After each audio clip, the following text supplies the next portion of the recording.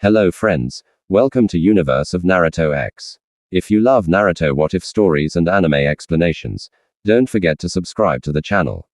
Now ready for part 2. The man had a scrawny build, wispy little tufts of hair poking out of his scalp and horribly ugly facial features. These features were not helped by the large amount of blunt force trauma applied to it. He was also tied up and leaning against one of the large trees that propagated the forest of death. Who is this guy? Na asked without tearing his eyes away from him. Anko walked over and grabbed the man by his hair that Na could get a better look at his face. This man, she said almost gleefully. As Kanaku Kinu Anko paused to let Naro speak. What's he doing here? Excellent question. Zaku here. She pulled the hair harder, making him moan in pain. As responsible for 12 accounts of rape and 14 accounts of murder. The 14 murders include the 12 rapes along with the 2 attempted but not accomplished rapes. Naruto's eyes grew wide with concern. What the why is he here? Another excellent question. C__, here is going on the chop and block tomorrow. So I pulled some strings in the TNI department to see if I could get him to help with your education. Na became apprehensive once more. What education? Field medicine, of course, she responded gleefully. You're going into medical enjutsu and that's great, but no amount of medical enjutsu is going to teach you how to relocate a shoulder or amputate a limb. Na was slightly slow to the uptake. How's he going to help me with that? You are just so full of fantastic questions today, aren't you? She then pulled a cane out of her coat pocket and severed the man's bonding. He slumped forward in a heap and made no attempt to try and flee. Even though he was semi-conscious, he seemed incapable of moving. After releasing him, she grabbed his arm and lifted it behind his back, then jerked it quickly, making an audible popping sound. The man started to struggle fitfully, but was unable to break out of her hold. Naruto looked at the scene in horror. What are you doing? He almost shouted out. I'm going to teach you the most expedient way of relocating a shoulder possible. By relocating a shoulder. No, I refuse. No, Na said with great gesticulations. Anko leveled a confused glare. What's your problem? That's just not right. It's immoral. She seemed to get a laugh out of that. Amoral were ninja. Amorality is our strong suit. It's still not right to torture a man without any what was it called? Just cause. It's not right to torture a man without any just cause. Yeah, well, it's not right to rape and murder callously, is it? But this guy doesn't seem to give any. At the last word, she twisted his arm to the side a little bit more, drawing screams and whimpers from the pitiful man. But kid, she said humorlessly for the first since the day. You can see this as either torturing a helpless man, giving out divine retribution, or just taking advantage of a good opportunity to learn medicine the best way possible. Seeing that Na still looked unconvinced, she let the arm drop to the floor only to grab the opposite one. If only there was someone, she twisted the arm to the side, dislocating it like the other one who knew how to relocate a shoulder. Isn't it just a shame? She twisted the arm the side once more. At this point, the man was frothing at the mouth in dull with pain. Na looked at the man for an intense while. He still thought it was wrong to torture people for the sake of making them suffer. But then again, the man did commit reprehensible and inhumane acts, and it was always far more informative to work on actual people when learning how to heal them. His time in the hospital had taught him that. After a bit more of mental deliberations, he finally said, okay, where do we start? Anko put up a cruel smile. Lesson 1. Joints. Oh, Na and Hachiman were working diligently on their respective projects. Na was attempting to sew a hole on a shirt closed while Hachiman was working on a custom dress for some sort of high school prom. As a rule, custom-made articles of clothing were far more expensive to make and always took much longer. But considering that they were almost always unique and individual, there was a lot of commodity for them. Currently, the sore-faced teen was sewing the shoulders on with a very concentrated look on his face. Luckily for Na, Hikagaya had a tailoring teaching level of 3x. So, under his tutelage, Na was able to pick up the basics of tailoring rather quickly. Unluckily for him, tailoring seemed to have a steep slope when it came to learning curves. It also required a ton of patience to make good articles of clothing, something that Na didn't have in spades at the moment. That being said, He was able to patch up clothes rather nicely at that point after having several days of practice under his belt, meaning that Hikagaya could work on the things needed working on while Na learned and practiced on his own. It was an intense environment, one that didn't exactly give much incentive to create small talk. Even though Naruto considered himself more adept at sewing with a calm hand when he was talking, as they talked, Na learned that Hikagaya had a very different perspective of how the world works. It was pessimistic, but still rooted in reality. He even had stories about how his worldview had become the way that it was. Hikagaya was also really good for bouncing ideas off of. Because of his background as a civilian who didn't really want much to do with the shinobi lifestyle, he took most of what Naruto said and asked as normal shinobi things. Things like, how does the stock market work? Or, if your life suddenly turned into a JRPG, what would you spend the most time on? Na suddenly winced in pain and drew his hand hastily away from the shirt he was mending. Looking at his finger, he found that he had accidentally pricked it. A quick healing jutsu later and the wound had closed up. Hikagaya glanced at the process with a disinterested eye. I still find it weird that you shinobi can do those kinds of things. He muttered out. Na sucked off the blood that had managed to gather on his finger before he closed the puncture. His medical education had been proceeding well. As of yet, he could heal bruises, small cuts, disinfect wounds, and numb pain. Nothing that would make him any force to reckon with in terms of medical superiority, but at least he could get rid of annoying ailments like headaches. He had been getting a lot of headaches recently, so healing jutsu was like a godsend to him. You live in Konoha, don't you see these things regularly, other than the odd guy jumping on roofs? Nope. Well, I guess that we're doing our jobs right then, Na concluded. After making sure that there was no more blood on his hand, he went back to work on the shirt.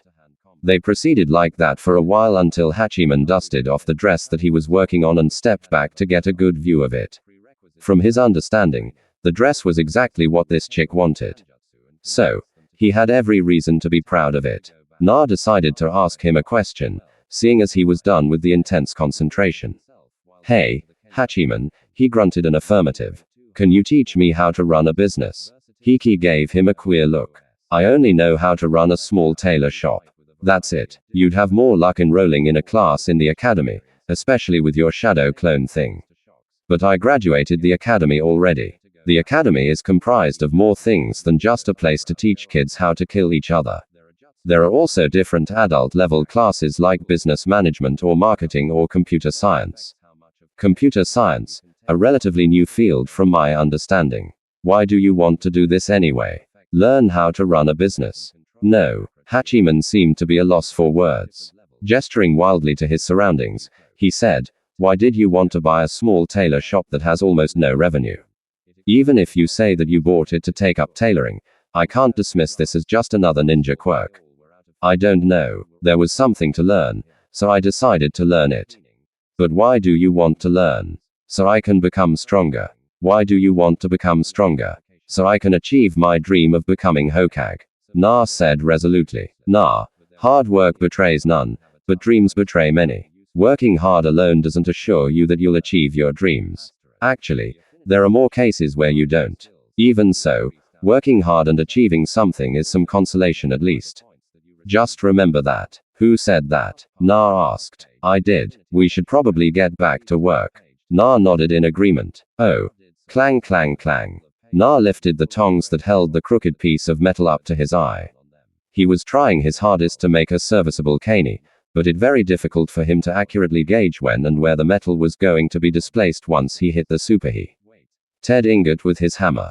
There was also the varying levels of strength to be used for different desired results with shaping the iron in the desired fashion. Na lowered the tongs back to the anvil and started to hit away at it once more. This wasn't his first experience with trying to make a kanai either.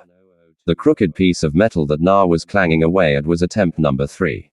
That being said, he did learn several valuable blacksmithing methods on the first 2 attempts. One being to be careful where you slam your hammer.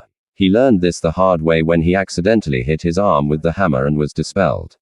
Filling up the forge with clone smoke was hard to explain away to the hulking Higurashi. Another was not to leave it in the furnace for too long, else it would be reduced to a puddle of iron. Clang, clang, Clang. Na brought the piece of iron up to inspection once more. It was beginning to take the rough form of a throwing knife. He was getting better at least. Hey Narut, a voice said from behind him. Turning around, he was met with the sight of Tenten Higurashi, the weapons expert from Team Guy. Hey Tenten, what's up? Nothing really. I decided to end my training a bit early today and check up on you in the forge. Thanks, I guess. So, how does it look? Na asked in reference to his kanai. She walked over closer to get a good look at the kanai. After giving a minute of silent appraisal, she said, it needs a bit of work. You've got that right. I just don't know what I'm doing wrong. Your dad taught me how to shape the metal and all that, but I just can't seem to get it right. She nodded. They had met on his first day in the forge. After the first bit of confusion and introductions, they had hit it off rather well. Unlike the other females in his life, she seemed normal, at least on the surface level. Tenten was also pretty good to talk to. To him, she seemed honest, if a little bit blunt, and also had a similar sense of humor. Needless to say, within the first few days of interaction, they had become rather fond of one another. It's easy. You just have to hit it the right way. Tenten said cheerfully. Na's sweat dropped. Wow, that's really descriptive of you. I know exactly what to do now. You've been such a great help, he said with large amounts of sarcasm. She giggled a bit. You don't have to be an _ about it. Here, let me show you how it's done. Tenten then grabbed his hands in hers and tucked him to her torso. She lowered his hands back down to the anvil and peered over his scruffy head of hair to see what she was doing. Raising her hand, which supported Naruto's hand, which held onto the hammer, she lowered it down on the piece of metal repeatedly. Na blushed slightly under her sudden physical contact, but allowed it nonetheless. Getting a good feel for the force required to use on the kanai, he soon started using his own force instead of hers. After a few minutes of this, Tenten was merely guiding Naruto's hands as they hit the kani. You also have to be careful about how you hold the iron with the tongs. Shaping metal is more than just hitting it right. You have to know at what angle to hit it, too. She began twisting and turning the metal and showed him the effects of the hammer hitting it in different places. It was even starting to look like an actual kanai. Hey, this is awesome. Let me try by myself for a bit, Na said excitedly. Tenten let go of him and watched as started to hammer the kani into shape. She winced every so often as he made a mistake, but the piece of metal was undoubtedly becoming a kani. Once he felt like he hammered it into shape, he brought up the kanai for inspection and dunked it into the heat-treating oil that was on standby. Taking off the heavy apron, he used the inside to wipe the sweat off of his face. It really gathered in large quantities when working in a forge. So, what are you going to do to celebrate? Tenten asked. Na brought his hands above his head and stretched out his body some. I don't know. I still need to sharpen it and stuff, but you did the hardest part of it. I think that's grounds for a little bit of celebrating. Oh. What were you thinking of for a celebration then? Tenten put a finger to her chin and started to feign deep thinking. I know. Why don't we get some lunch? Na nodded at that. Okay. Where do you want to go? There's this really great restaurant just across the street, but I need to get changed first. Her clothes that she had on were her training clothes, which were still covered in a bit of sweat and grass stains. Cool. I should probably get changed, too. Ever since his first day when he accidentally soaked his clothes in sweat, he had been bringing over 2 sets of clothes. Tenten walked out of the forge, which was in the very back of the duocile, and into the main house, which took up the middle part of the duocile. The front part of their building was the store that the Higurashi family operated. Na walked out after her and into the store bathroom while she took to the upper floor of the house, no doubt to get changed in her room. When they were both ready and smelling slightly less of sweat, blood, and grass, they walked out of the storefront, changing the sign from open to closed. Tenten led him to the restaurant that was literally just across the street from the store. It was a sushi place that made extremely good food. If Tenten's comments were anything to go by, they sat directly next the conveyor belt that the sushi filed down on. The small plates all had a color that corresponded to their price, and when they would be ready to pay, all the waiter had to do was to count up the total from the plates on the table. The sushi was as good as Tenten had led to believe. Well-cut pieces of choice fish meat in their various forms all slid down the conveyor belt. With Naruto's newfound fascination with blacksmithing, small talk was easy to come up with. They talked about the different materials and what they would best use for weapon-wise. There were also apparently different techniques that one used when working with different types of metals. Iron, for example, was on the softer side of metals, making it easy to shape and mold, but it wouldn't street. And up to the abuse of being a sword. So, they were best utilized in kanai and shuriken. Steel, however, was harder to shape, but far more resilient, making it the best material for things like swords. There were also different alloys that had varying qualities to them, but Tenten didn't know much about those herself, so she didn't go much into it. A Cloud Jonin opened up the door to the place and sat down opposite them. She was taller than the average female and had long blonde hair that was corded all the way down to her back. This seemed to remind Tenten of something. So, are you going to enter the Tunin exams? She asked. Na swallowed the piece of raw tuna in his mouth before saying, I think so. My team hasn't really talked about it much. I'm going to show up and hope that they do, too. You sure? I heard that this Chunin exam is going to be harder than the average one. How do you know that? Well, for starters, there are about twice as many foreign shinobi in Konoha at the moment than there has ever been on any other exam. Really? How do you know? Guy told me and the rest of the team. Anything else? Not much, but it's all really foreboding. The Cloud J and decided to enter their conversation. You two shouldn't enter. It's going to be deadlier this year. Who are you? Tenten asked, affronted. Nobody really, she said through a munch of raw fish. But I do know that this year is going to harder for you adorable little kittens. Seeing kittens going off to the grinder isn't really amusing to me. Just as she finished that statement, another Naruto clone opened the door and spotted the Cloud John and immediately walking over to her. He asked, you dumbly. She nodded while looking back and forth between the two Narutos. Once he got confirmation of her identity, he puffed away in a puff of smoke. She gave the Na situated opposite her a hard stare. You know the shadow clone technique. What's the shadow clone technique? Tenten asked just as dumbfounded as Yugo. Kind of like the regular clone, only solid, Na said simplistically. But more importantly, why would I need to be looking for you? Na asked the now dubbed Yugo. The memories that he received from the clone were still a little bit fuzzy. I don't know. I was just in the mood for some sushi. The door slammed open and a large, extremely muscular man entered the restaurant. Yu-Gi-Oh! He screamed in an annoying voice. She winced at the sound of the shrill scream. What? You can't just wander off on your own. I didn't. I told you that I was going to go get sushi. He looked like was just about ready to explode. Then wait for me to respond. You always take way too long to respond. Na and Tenten looked at this conversation. Go on back and forth between the two with semi-interested eyes. Sue, the kanai should be ready for sharpening, right? Tenten nodded, unable to tear her eyes away from the screaming match going on between the two foreign shinobi.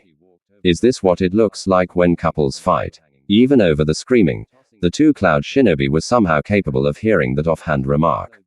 How do we even look like a couple? Yugo asked. I do not start relations with my underlings, the man said. Tenten grinned at their responses. Okay, whatever you say. Come on Na, we have to polish your kanai. Perhaps those were poor choice of words on her part because both of the foreign ninja blanched at her response. When Tenten and Na had paid for their meal and left the store, I said they just start doing it younger and younger these days. Ha, oh, afternoon evening. Naruto's the real Na face was a dull green. Walking back to his house was a chore for him that he found difficult to accomplish in the state of nausea that he was in. Anko is a sadist. He decided finally for himself. No doubt about it. Now after learning how to reset jointed bones, she went on to show him how to sew various wounds closed, ending with opening a gash on the man's abdomen. Even if the man was a rapist and a murderer, Naruto took solace in the fact that he didn't get joy from watching him wane. He finally lost his conscience somewhere around the third lesson, for which Naruto was grateful. He didn't think he would be able to go through with immolating wounds closed when he was looking at the man in the eyes. Naruto finally gave up and hurled chunks in the bushes when she went on to the fourth lesson, which was amputating pieces of the body that had undergone damage too severe to keep her hold of. Throughout all of that, She didn't seem uncomfortable in the slightest, even going so far as to laugh at the more extreme parts of her lesson. Scary indeed. Well, at least he got some very informative training in field medicine. Either way, he was going to need to get new ninja items for the Chunin exams taking place tomorrow, but that would be done in the morning. Not when he could barely walk. Somehow he finally made to his house, where he plopped back down on his bed and went through his stats again. They read thusly. Base stats. Naruto Uzumaki Express 4.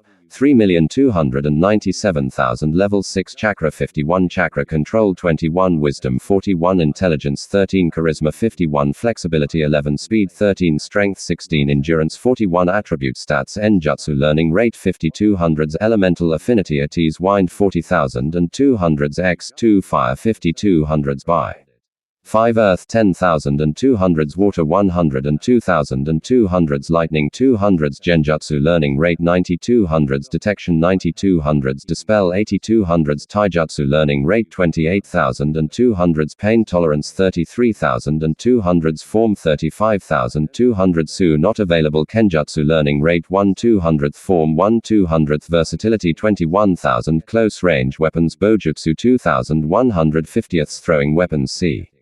Ankai and Shuriken 8100s 2150th Ginyoriki Jutsu Control 62,000 Shape Manipulation 61,000 Medical Enjutsu Learning Rate 3200s Ability 4400s May be limited ed by current chakra control.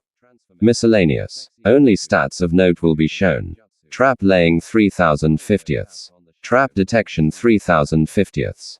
Poison Resistance 550ths. Seduction 3,550ths. Gardening 1,050ths. Tailoring 1,550ths. Forging 1,550ths. Field Medicine 3,550ths. Poison Identification and Synthesizing 1,550ths. Medicinal Identification and Synthesizing 1,050ths. Teaching 1,050ths. Politics 550ths. He hadn't progressed as far or as fast in trap laying and detection as he had in seduction. So it took up more time than he wanted to, and he wasn't able to move on to his other desired options like lying or taijutsu. At least his bow staff form and B-bon throwing was going good too. Well, even the scrolls said that sanbon were fairly useless for throwing unless you were accurate enough with them that you could intentionally hit weak spots on the human body. With his bow staff and sanbon, he felt like his battle prowess had grown already in leaps and bounds than what it had before. He had also noticed that there weren't any quests available ever since he finished the first slew and the first random encounter that he had received since a few days ago. Finding that Yu-Gi-Oh! Chicken directing eye to her. It was a good thing that the shadow clone that was practicing his cooking was out getting ingredients at the time, else he might have missed it. Speaking of cooking, he got up and walked over to the kitchen, of which could use a proper cleaning, and opened up the recipe guide. The Anarchist's Cookbook. Forging Kani Mastery Level 2050ths. Shuriken Mastery Level 1050ths. Tailoring Repair Mastery Level 3550ths. Basic Shirt Mastery Level 550ths. Basic Pants Mastery Level 550ths. Carpentry. You have no skills in carpentry whatsoever. Cooking Eggs Mastery Level 1550ths. Toast Mastery Level 3350ths. Instant Ramen Mastery Level 5050. Mutation gained. Homemade Ramen Mastery Level 5050. Mutation gained. Pork Ramen Mastery Level 1050ths. Beef Ramen Mastery Level 1050ths. Shrimp Ramen Mastery Level 1050ths. Chicken Ramen Mastery Level 1050ths. Vegetarian Ramen Mastery Level 1050ths. Pizza Mastery Level 1250ths. Rice Mastery Level 3550ths. Drinks from Mix Mastery Level 4550ths. Painting. You have no skills in painting whatsoever. Sculpting. You have no skills in sculpting whatsoever. Yesterday, he had gotten another mutation from mastering the making of homemade ramen. The only option, however, was getting 5 new recipes that were more specialized than the first one. It wasn't like he was complaining, though. More ramen means better ramen. After that, Naruto flopped back down on his bed and did a quick healing jutsu for his growing headache, then tried to go back to sleep. Oh. Wait, he had to sign himself up for that business class. Whatever he could do that after he aces the Chunin exams tomorrow. Na clutched at his head in pain. That was the first thing that he remembered feeling when he opened his eyes to the new day. Pain. He tried to go through the hand seals to make a mystical palm generate, but his concentration lapsed and he wasn't able to complete it. Na went through those efforts several times before it actually paid off. He then brought the hand up to his head as fast as he could and numbed the pain. Na sighed in relief. These headaches were definitely getting worse and worse. Maybe he should cool it with the shadow clones for a bit. It was the Chunin exam day, so he would probably be forgiven if he didn't have any of his clones go through his daily routine for today.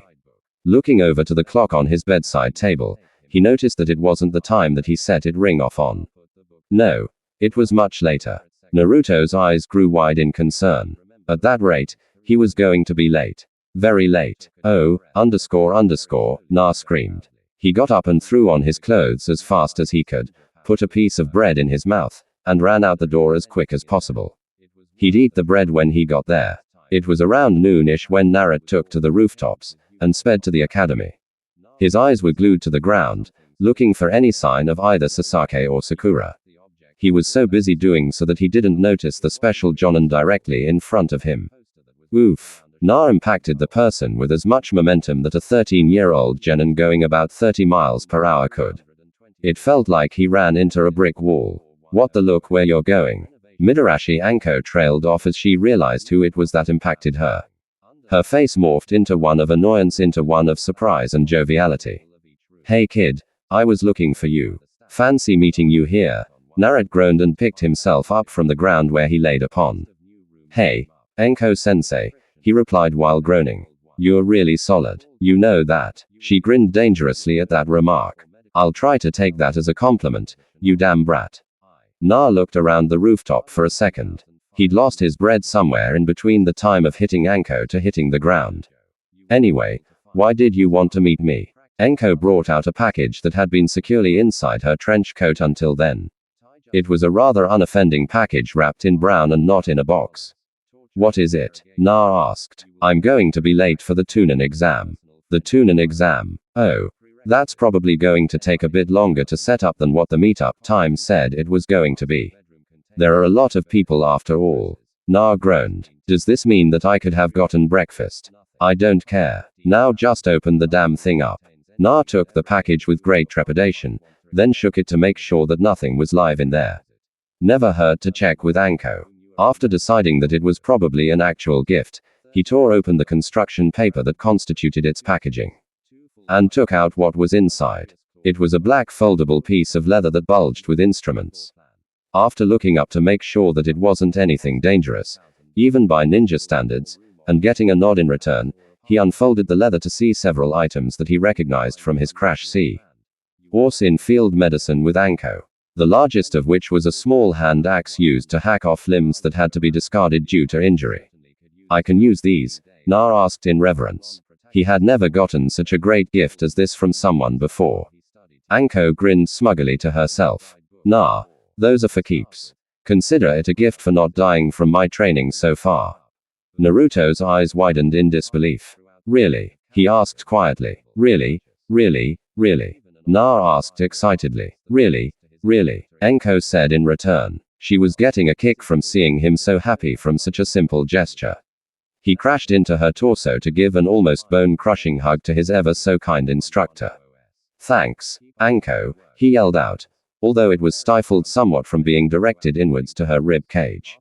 She stood there stuck still with arms dangling to her sides uselessly. Anko wasn't very accustomed to getting hugs, so she awkwardly wrapped her arms around her energetic student. Anko definitely did not excel at shows of physical contact, but he didn't seem to mind in the slightest and continued to squeeze her midsection.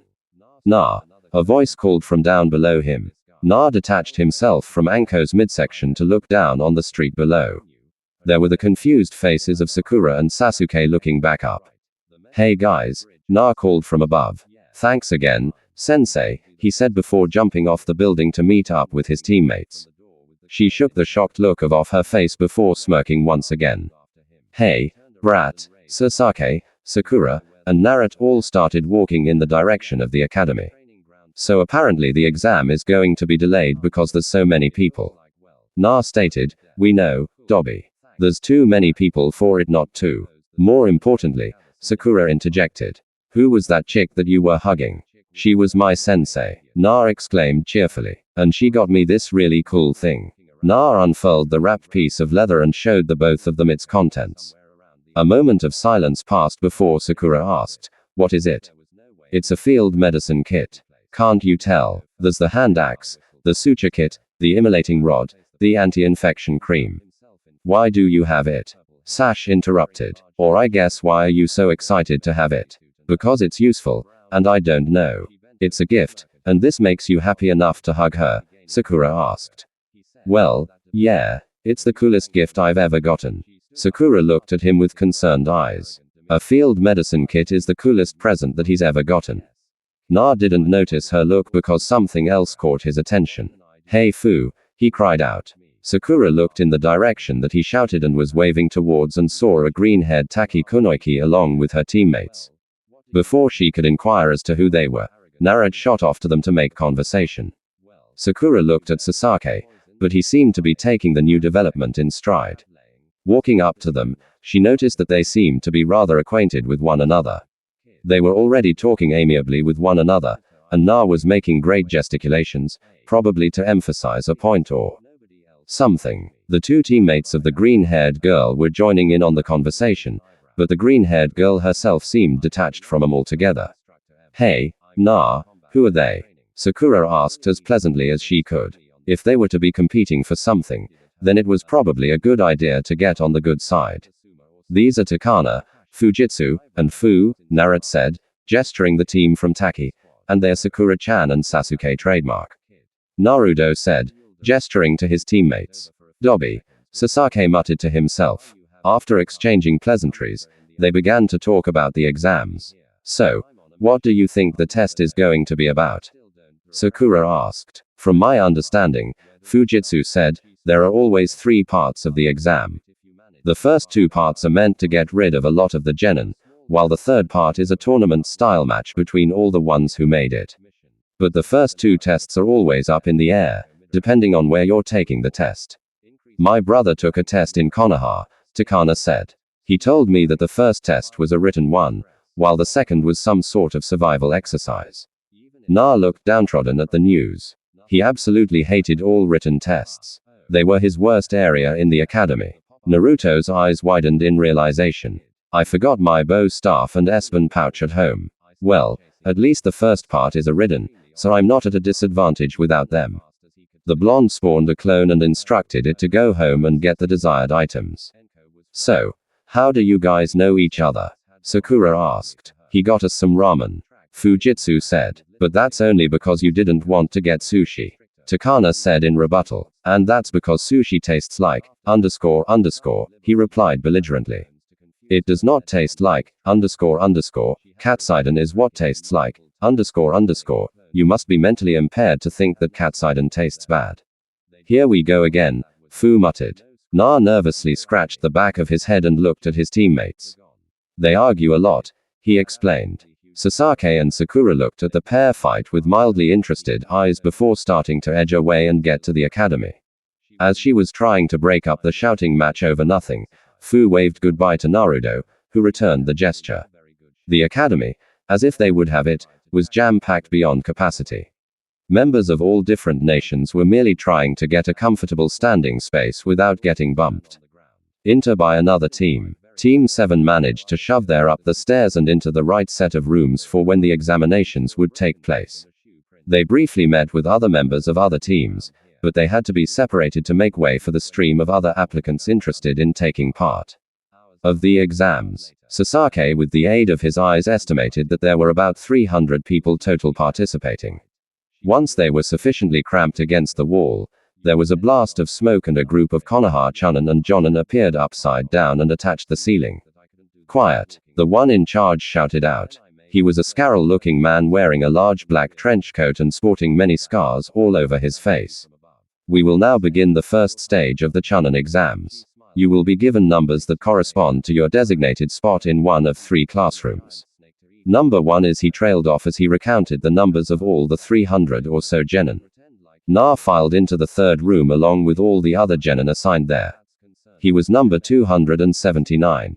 All of the numbers were based on last name. So he sat rather close by Sasake, who got 268.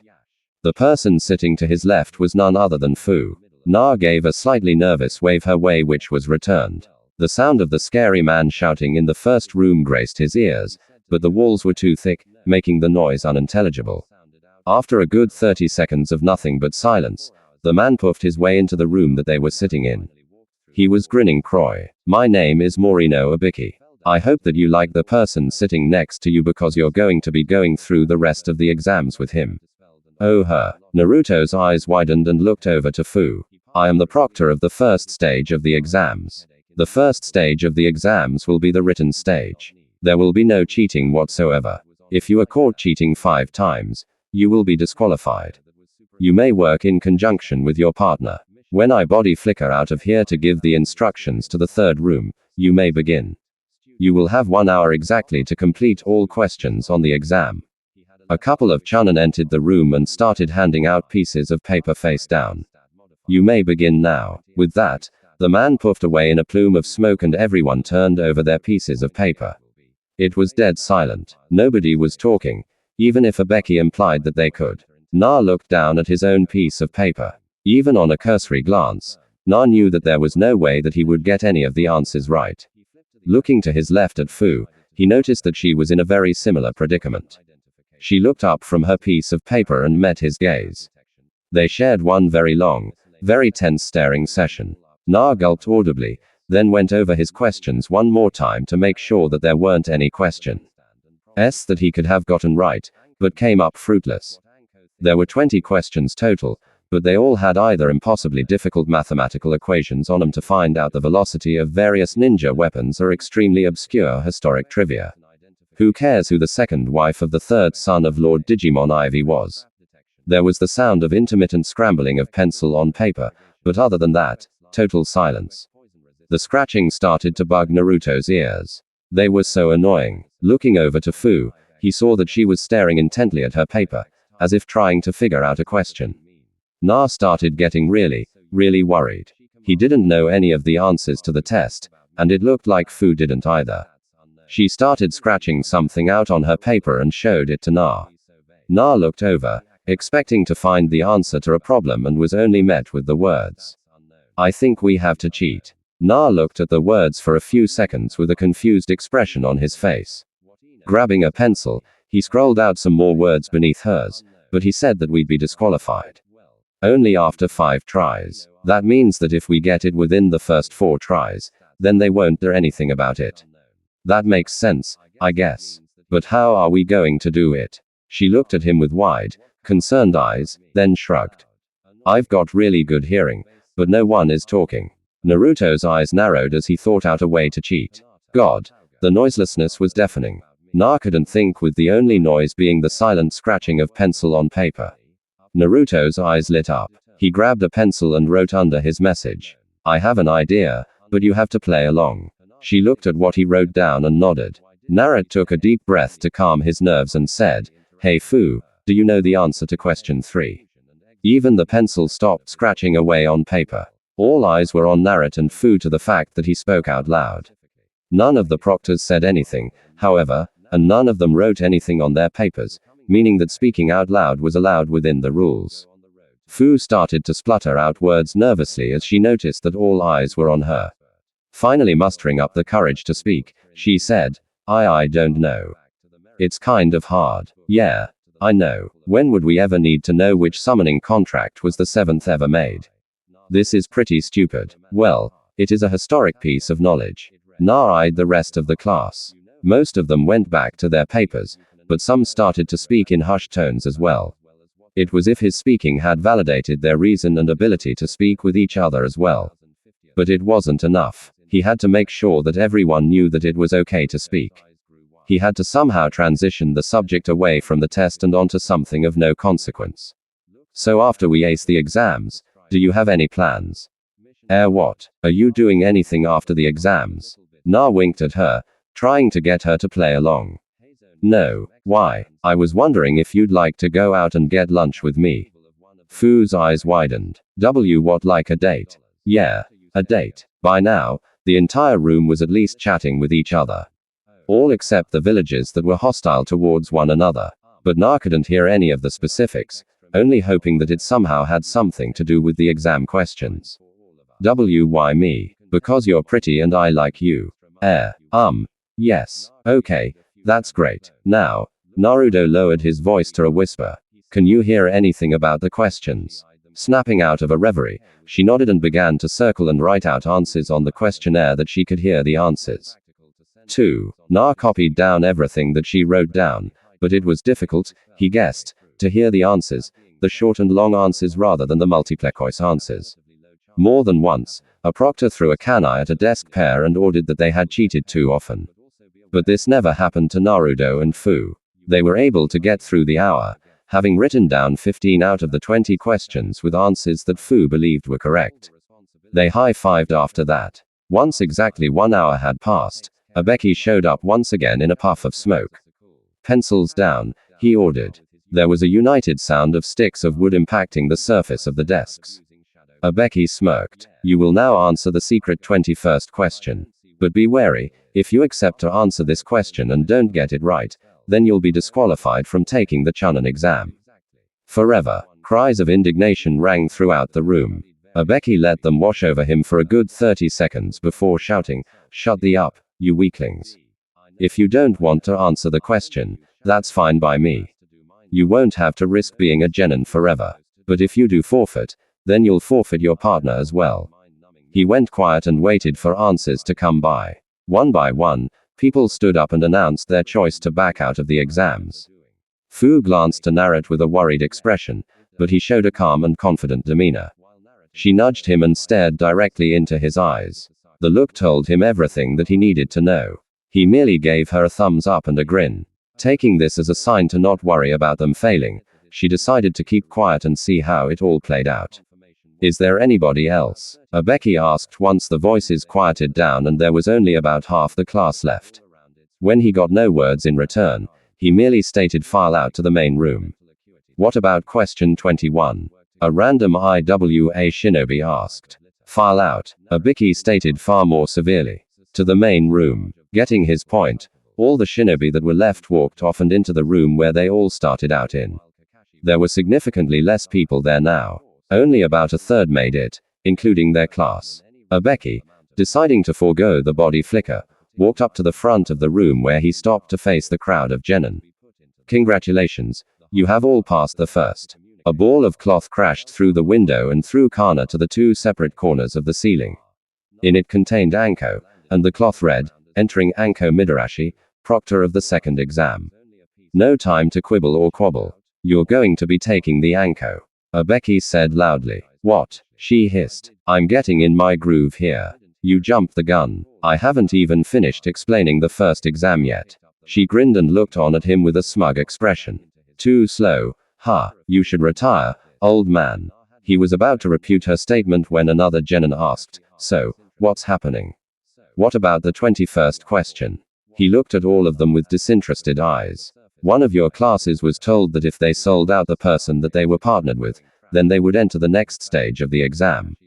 They were all disqualified for doing so, however, and there were only 3 teams that made it out of it. Another class was given a packet that told them to read all the instructions carefully before they made a mark on the test. The last thing in the packet was a statement saying that if they made any marks on the packet, then they'd be disqualified. A surprisingly large amount of teams made it through with 36 not being disqualified. The last class was given an ultimatum for a last answer and was told that if they didn't get the last question right, then they'd be disqualified from being a genin forever. Those that didn't automatically get into the next round. 26 teams made it.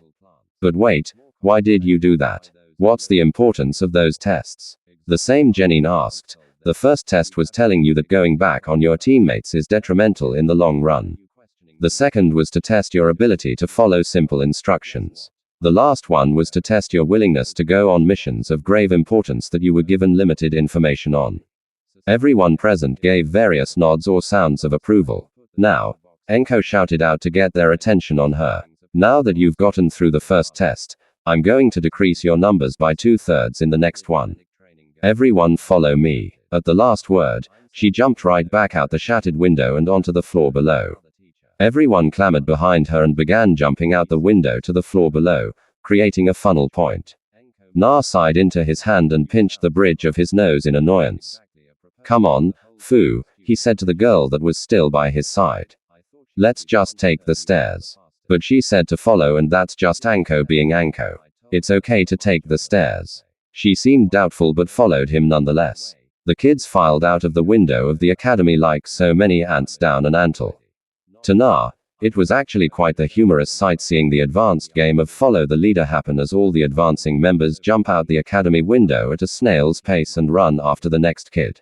Na looked dispassionately at the scene in front of his eyes. In the distance, he could see that the line generally made it to training ground 44. The forest of death might as well get going. Na murmured to Fu, Oi, boss. Na turned his head to see a clone walking leisurely out of the academy building with his bow staff in one hand and his sun needle bag in the other. The clone tossed both items at the original, who dutifully caught them before fishing out a pamphlet and a book from his pocket and giving Th.M. to the original as well. I signed up for a few classes in the academy too while you were around in the first exam. Cool, you can dispel then, the original said while strapping the S-band bag to his leg right next to his kanai holster. You know, a solid clone jutsu? Fu asked. Ha, Na asked distractedly while moving in the direction of the forest of death. Yeah, the shadow clone technique. It's really cool. They began jumping across the rooftops as they ran to the forest of death. Fu wasn't very talkative by nature, so the time passed rather quickly as they ran to the supposed next stage of the exam without any conversation. Na was fine with that as he spent the majority of the time running processing the information that the clone had given him when it dispelled.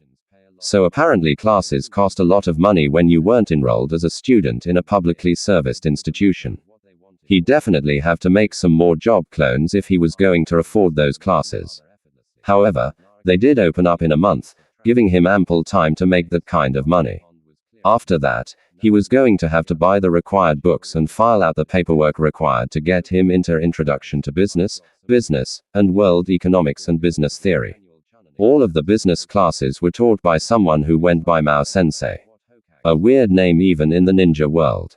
Before he knew it, Na and Fu were at one of the many entrances to the forest of death among the milling around genin teams that made it. Na craned his neck every which way to get any glimpses of his teammates. This proved to be a fruitless endeavor up until he saw a shock of pink hair stand out at the outskirts of the crowd. There, Naruto pointed out excitedly while grabbing onto Fu's arm and pulling her with him to his female teamer. Hey, Sakura-chan, he yelled out. She turned her head to see who was shouting at her before giving a half smile, half wave. Na pulled up with Fu in tow to find out that Sakura had been in a conversation with Ino and had resumed immediately when they pulled up. Hey, Dobby, Sasaki said from off to the side. I'm surprised you made it. Of course, I made it. I'm awesome. Fu's awesome, too, though. Fu clutched onto one arm and looked down with a bashful expression on her face. Na looked at this expression of shyness with confused eyes. What's wrong, Fu? You were really awesome. We wouldn't have made it through the exam if it weren't for you. Yes, we would. He wasn't even scoring based on the points. Well, yeah, but that doesn't mean that you didn't do really good. She smiled a little bit, but her demeanor didn't change in the slightest from his comforting words. Sasaki quirked an eyebrow at their behavior. What's up with the bow staff?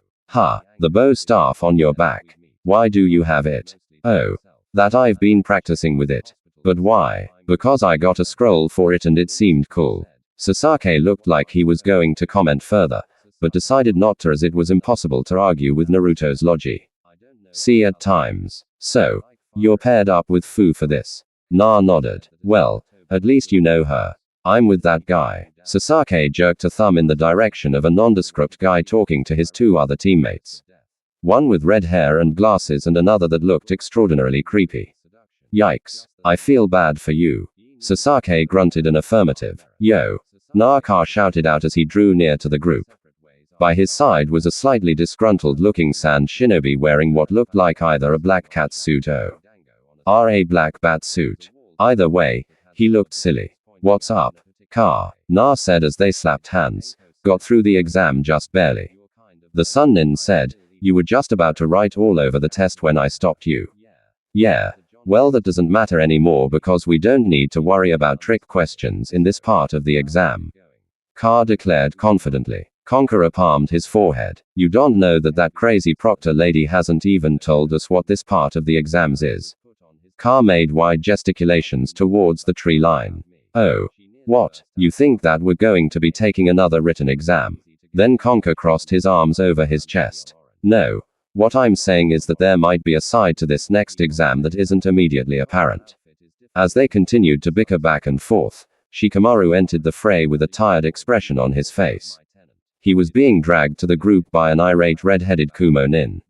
She dropped him off as soon as she made contact with another of her comrades, the white-haired one that Naruto had found the sensei for. Hey, Shikamaru, still whipped by women as always? Naruto asked. He shrugged and made a non-committal grunt of affirmation. Might as well be. Is anyone else coming? Shikamaru looked at the sky as he began to think about that question. Shoji didn't make it past. Neither did Shino. I think Hinata made it through. Hey, an excited voice interrupted their conversation. Tenten ran up to Naruto with a joyed expression.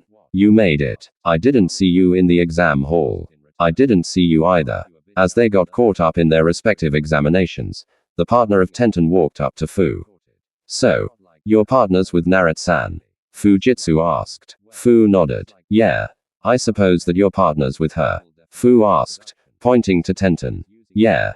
Have you seen Takana? I could have sworn that she made it through the exams.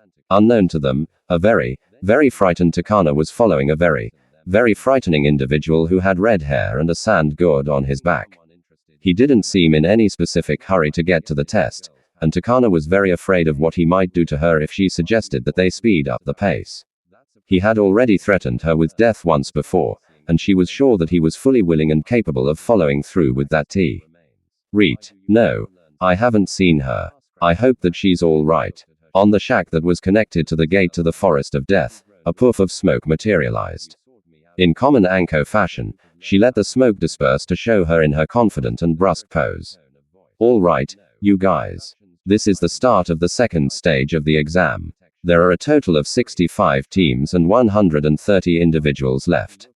As I said earlier, I'm going to reduce that by 2/3. She fished 3 organisms out of her pocket. Each team will be given either a snake, a toad, or a slug. Anko brandished each of the separate species in her hand. Each and every one of these creatures is extremely venomous. The slugs and toads by touch and the snake by bite. Your job is to keep one of these creatures and take 2 others of different teams. Then you make it to the center of the forest where there will be a building waiting for you. You must make sure that your animals does not run away. You must make sure that your animals are alive and accounted for at the end of the exam. You must keep your partner alive as we won't take half of a team. You must make sure that you have at least 1 slug, 1 toad, and 1 snake. If you bring more than one of the species, we don't really care.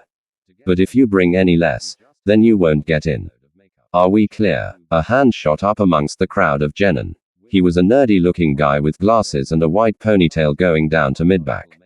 Excuse me, but how long do we have for this test? She smiled disconcertingly at him.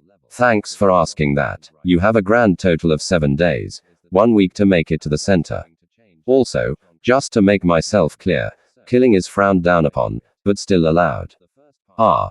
That reminds me. She fished out an alarmingly large stack of papers from out of her inside pocket. If you wish to continue with this exam, then you will have to sign these papers. They state that it's not our fault if you die. Now, who am I going to get to pass these out? Anko pulled a kanai out of her pocket and began to point at some of the genin down below.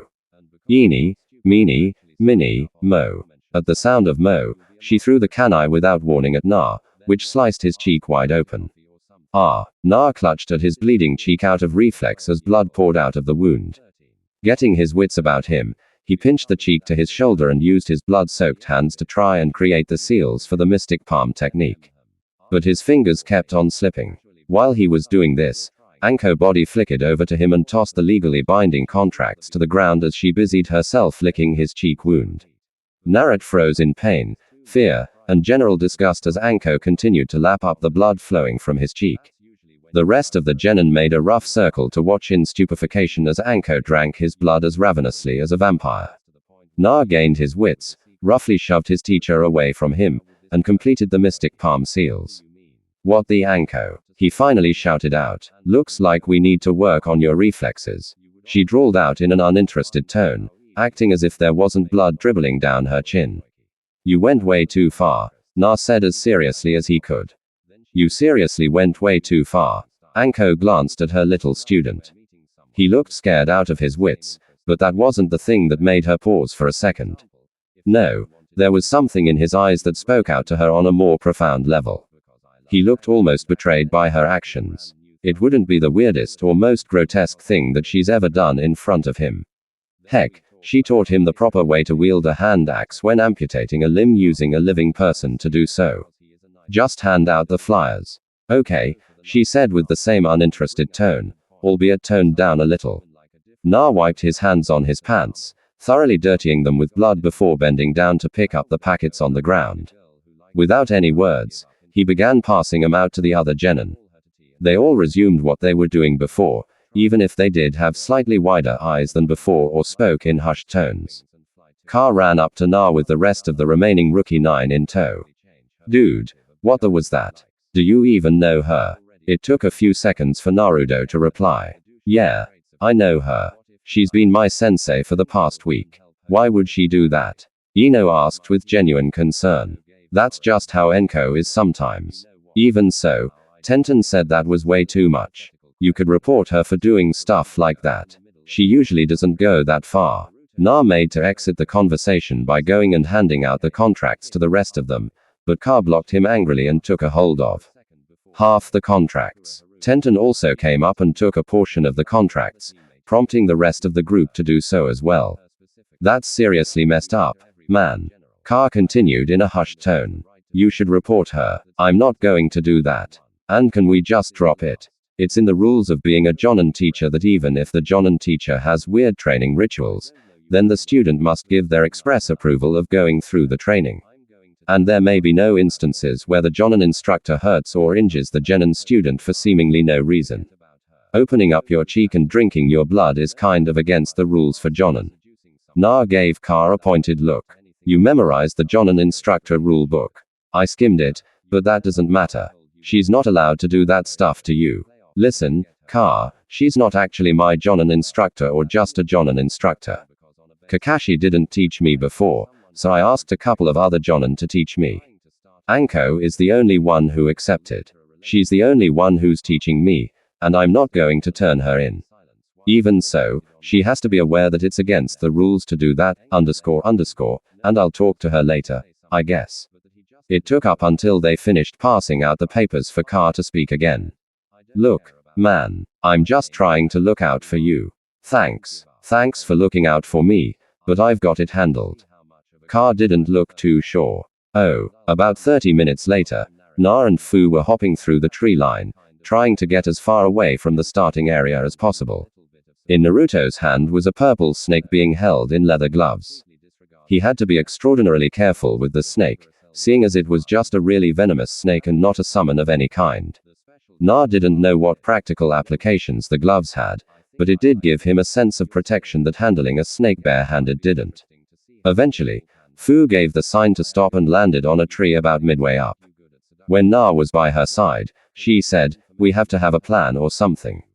Na nodded. Right, I guess that means that we have to know what we can do. Okay, you start. I'm good at setting and detecting traps. I know the shadow clone jutsu, the substitution, and the transformation jutsu. Other than the basic 3 jutsu, I know the scale powder jutsu and the water blade jutsu. I haven't heard of those 2 before. The water blade is kind of self-explanatory. The scale powder jutsu includes me exhaling a lot of scale powder which has the ability to reflect light to high degrees and is also combustible. Combustible, Na said slowly. Things that are combustible can be lit on fire easily. Although the scale powder is more explosive when there's a spark than anything. Na put his hand to his chin and put up his best thinking face. Okay, here's how I think we should do it. I use my shadow clones to make a lot of traps all around here. Then once they dispel and we know where the trap teams are, we go over there. You use your scale powder thing to distract them and I'll grab their animal. What if their animal is something that we already have? Then we toss it back. No sense in trying to hold to 2 snakes when you only have to hold onto 1. That's what she said. A voice said from above them. Naruto shrieked and fumbled around with the very venomous snake in his grasp while Fu took out a kunai and placed herself in front of Naruto in basic VIP protection stance. Oh. Cool your panties, the voice said from above them. Anko revealed herself from the leaves and jumped down in front of the two. Anko, what are you doing here? Aren't you the proctor? Well, duh, what do you think I'm doing? Proctoring. Did we do something wrong? Na asked, still semi-struggling to keep the snake's head under control. Well, not really, but I do need to talk to you. Okay. Na didn't move from his spot next to Fu alone. Listen, we're in the middle of an exam where people are trying to kill us. How important is it that you need to talk to me alone and leave Fu behind? Anko very nearly growled in frustration. Okay, fine. I just came to tell you. Anko trailed off at the end. Yeah, just that. She trailed off once more. What? God damn it. I'm not good at all this sentimental stuff. I'm sorry. Okay, she finished brusquely. Slicing open your cheek and drinking the blood was a little overboard, I admit. So, I graciously apologize. Anko huffed, looked away, and put her arms over her chest. Na and Fu shared a look. It's fine, Anko. Na finally got out. Her stance didn't change at all other than one eye glancing over to Na.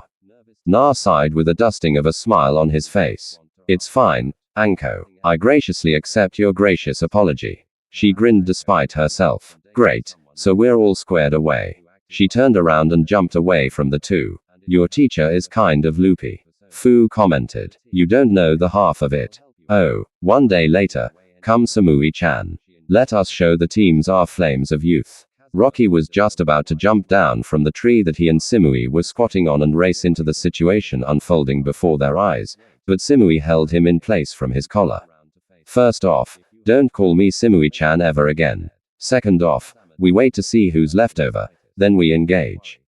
The fight that they were watching was kind of strange. There was a Suna genin who had a strange ability to control sand and was making liberal use of it in the fight.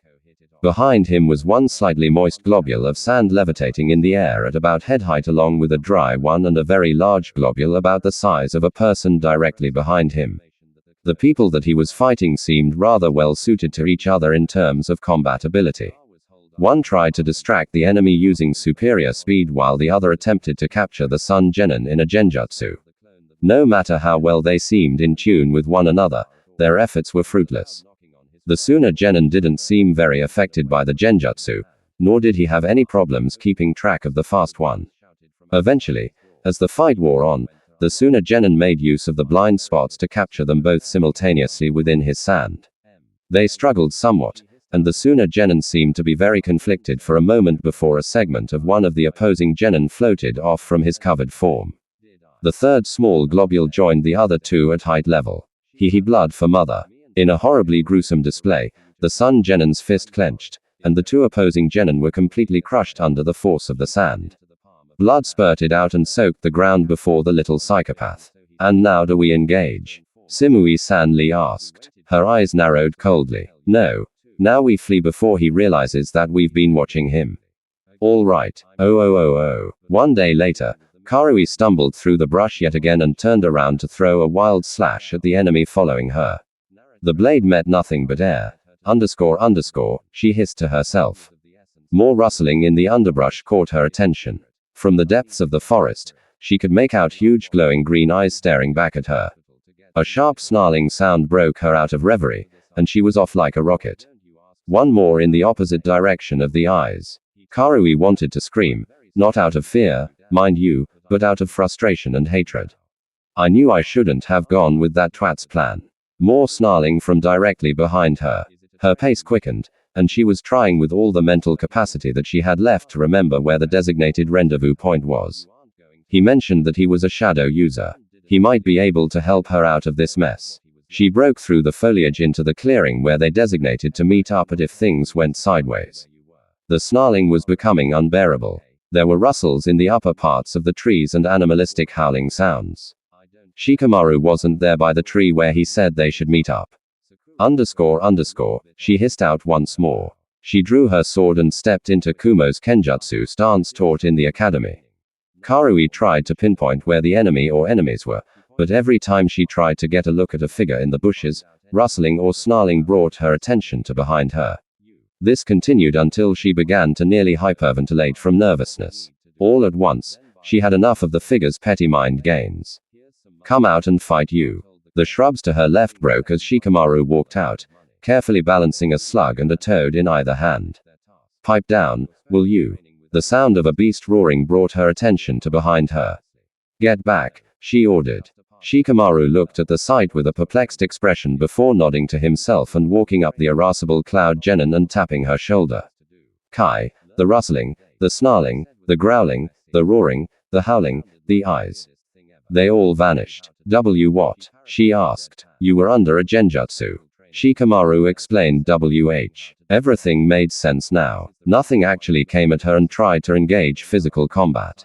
She only perceived sounds and images that looked or seemed threatening. Her temper flared up once more. What the? I thought we had a plan.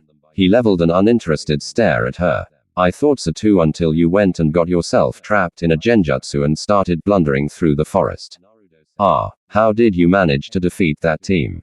She asked, noticing the new addition to their animal repertoire. I didn't defeat them. I took the slug while they were too busy laughing their asses off at you stumbling through the forest.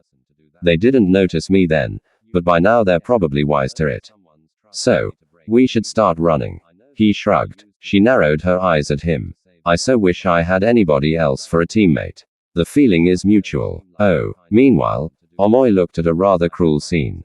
On the ground were two range shinobi clutching their calves that had been slid open. They weren't able to move, much less walk. By his side, a rather groggy Ino was coming around from the forest floor.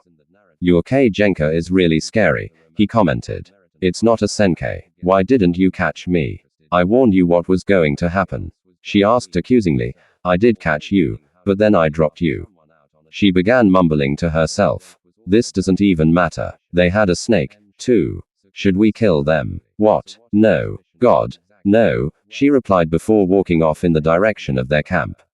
Come on, we only have one animal left and I'm not going to let Sakura get to the camp before me. But what if they get another rain ninja to patch 'em up? Then they might try and hunt us down. Then they might try to kill us for retribution. Then I'll have to act like a hero and save you. Then, oh my god, will you shut up? She asked in a tired tone. What's up with you and overthinking things? He piped down, not having an answer for that. A short time later, Nei parried a thrust, blocked an overhead strike, and caught a kick. This fight was child's play. The boy he was fighting jumped back and drew a kunai from his belt. Neji prepared himself for knife fighting by going back into the basic Hyuga gentle fist stance. The mist nin he was fighting was actually pretty good with knife fighting, but he should have started out it first. Then he might have stood an actual chance. Nei grabbed the boy's wrist, took a hold of the knife with his other hand, and took a hold of it. Then he thrust his palm forward, still holding the handle of the knife, and blocked the tenketsu in his arm. With that arm now paralyzed, Neji was free. Use it as leverage and pull him into a stab. The kunai sank into the kid's chest with a squatch, and he fell to the ground, dead. Neji looked at the dead kid with no amount of sympathy. The fight going on behind him with his cousin and the other teammate of the Miss Genin was continuing. Hinata isn't as good as he is with the gentle fist stance. He knows it. She knows. Everyone in the clan knows it. That isn't to say that she's not a good fighter. However, she's remarkably talented at the gentle fist. But what really lowers her potential as a shinobi is that she just doesn't have the heart for it. There were several openings in the guy's guard, but she didn't take the opportunities as they were. All lethal in nature. Neji nearly sighed in exasperation. He walked over to the fight and slit the shinobi's throat while he was getting his breath. You're too kind-hearted, Hinata. He was trying to kill you. Try to kill him back. She looked at the blood pouring out of the boy's neck and blanched a horrible pasty white. Neighed his clothing. A neon blue toad hopped out of his sweatshirt and nearly touched Neigh. His reflexes saved him when he brought his own leather glove to pluck the toad out of the air. It was a good thing that the gentle fist went through things like clothing, else he might have a big problem with holding on to the venomous animals. Come on, we have to capture 2 others, and waiting a week to do so is unacceptable, Neji said as he hopped to a tree and sped off. Hinata was trembling a little, but was still capable of movement. When they first started out, Neji had given Hinata responsibility over the snake, but she accidentally dropped it within a few hours. Its chakra signature was nearly indistinguishable from the other snakes in the forest, meaning that they had to give up on it. Hinata hopped up and after her retreating teammate and cousin. Oh. Random encounter. Don't let Akamaru die. Reward. Vastly increased influence with Ka and Akamaru. Na looked at the small pop-up with wide eyes. That can't be good. Nah. Fu lighted on the branch opposite him. There's a team nearby. Your friend Ka is in it, and he's having a panic attack. What should we do? Oh. With Ka and Akamaru, tears burned KBA's eyes as he continued to try and bandage his dog up. The blood was pouring out in great amounts, more than a small dog like Akamaru should be able to make. His last encounter with another team had ended up with Conqueror knocked out and Akamaru slowly bleeding to death from a wound that stretched from his neck all the way to his thigh. Ka quickly gave them his slug and they left without any problem at all, leaving Ka to tend to his dog. Ka wiped his eyes once more to clear them of the salty water.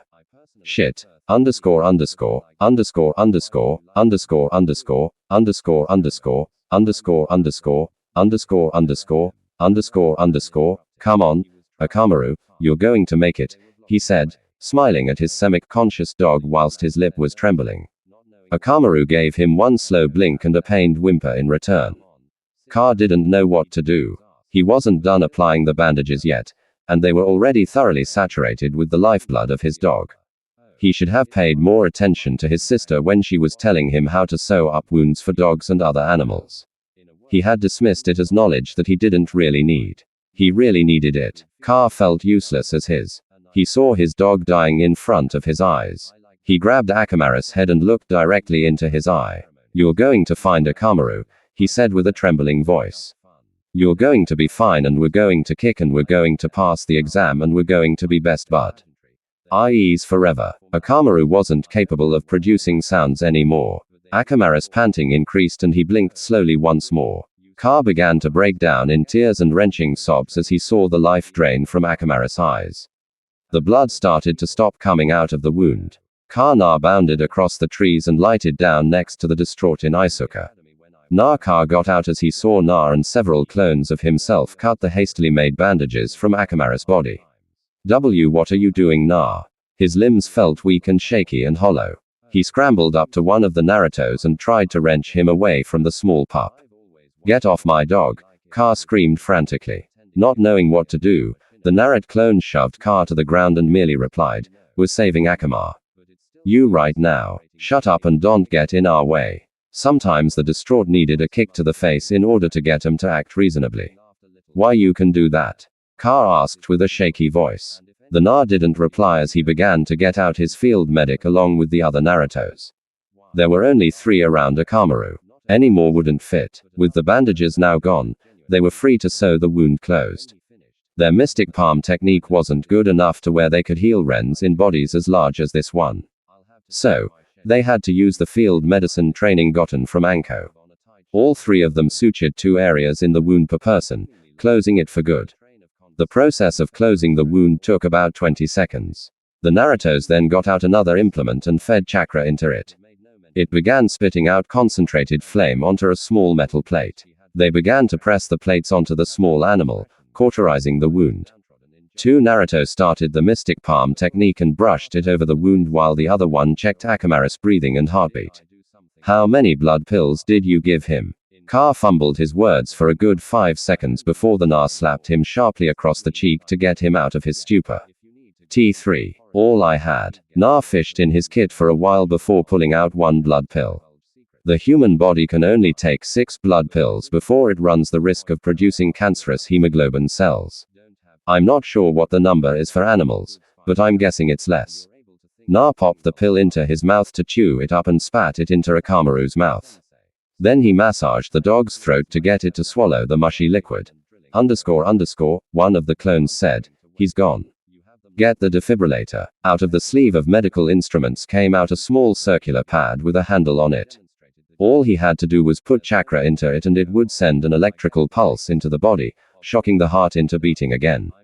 He set it to its lowest setting before pressing it to the small dog's chest cavity.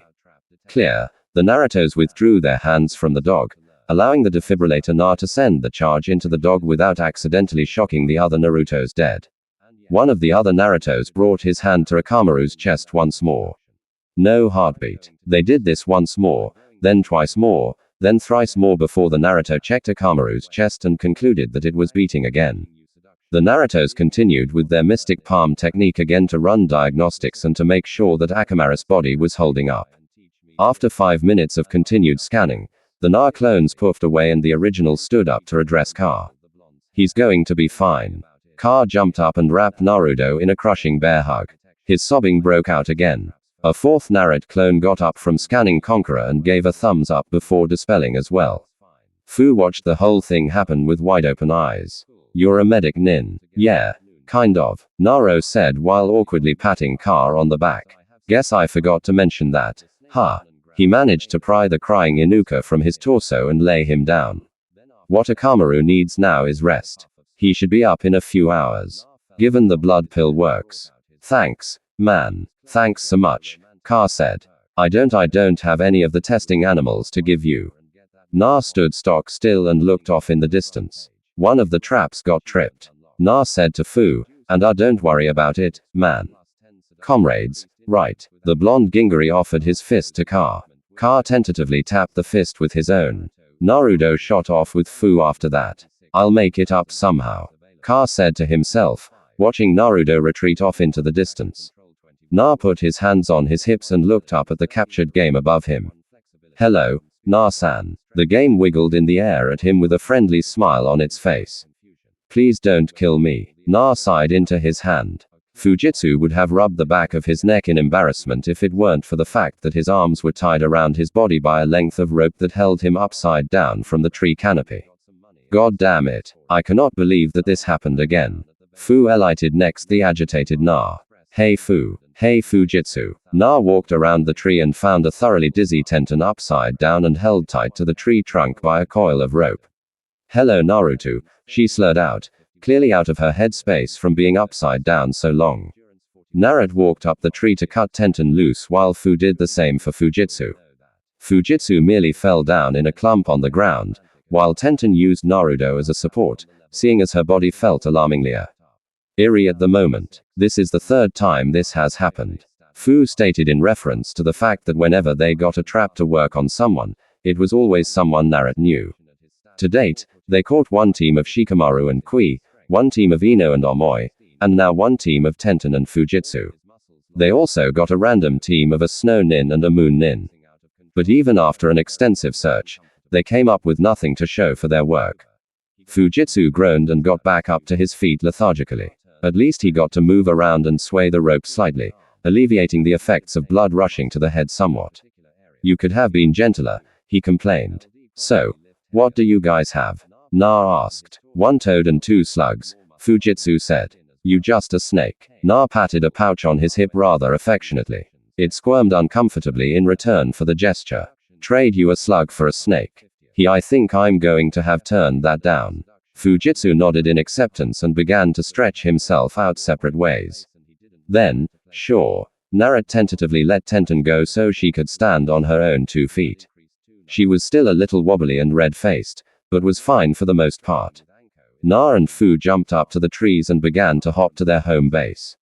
It was a longish run, and they had a ways to go. After a while, in silence, Na said, "You're not really talkative, are you?" She blushed slightly out of embarrassment. "Not really, I guess. So, what's your home like?" "I like it, actually. Taking the exams in this forest kind of reminds me of it." Does Tachi have a lot of forests? I live outside of Tachi. There are a lot of forests there.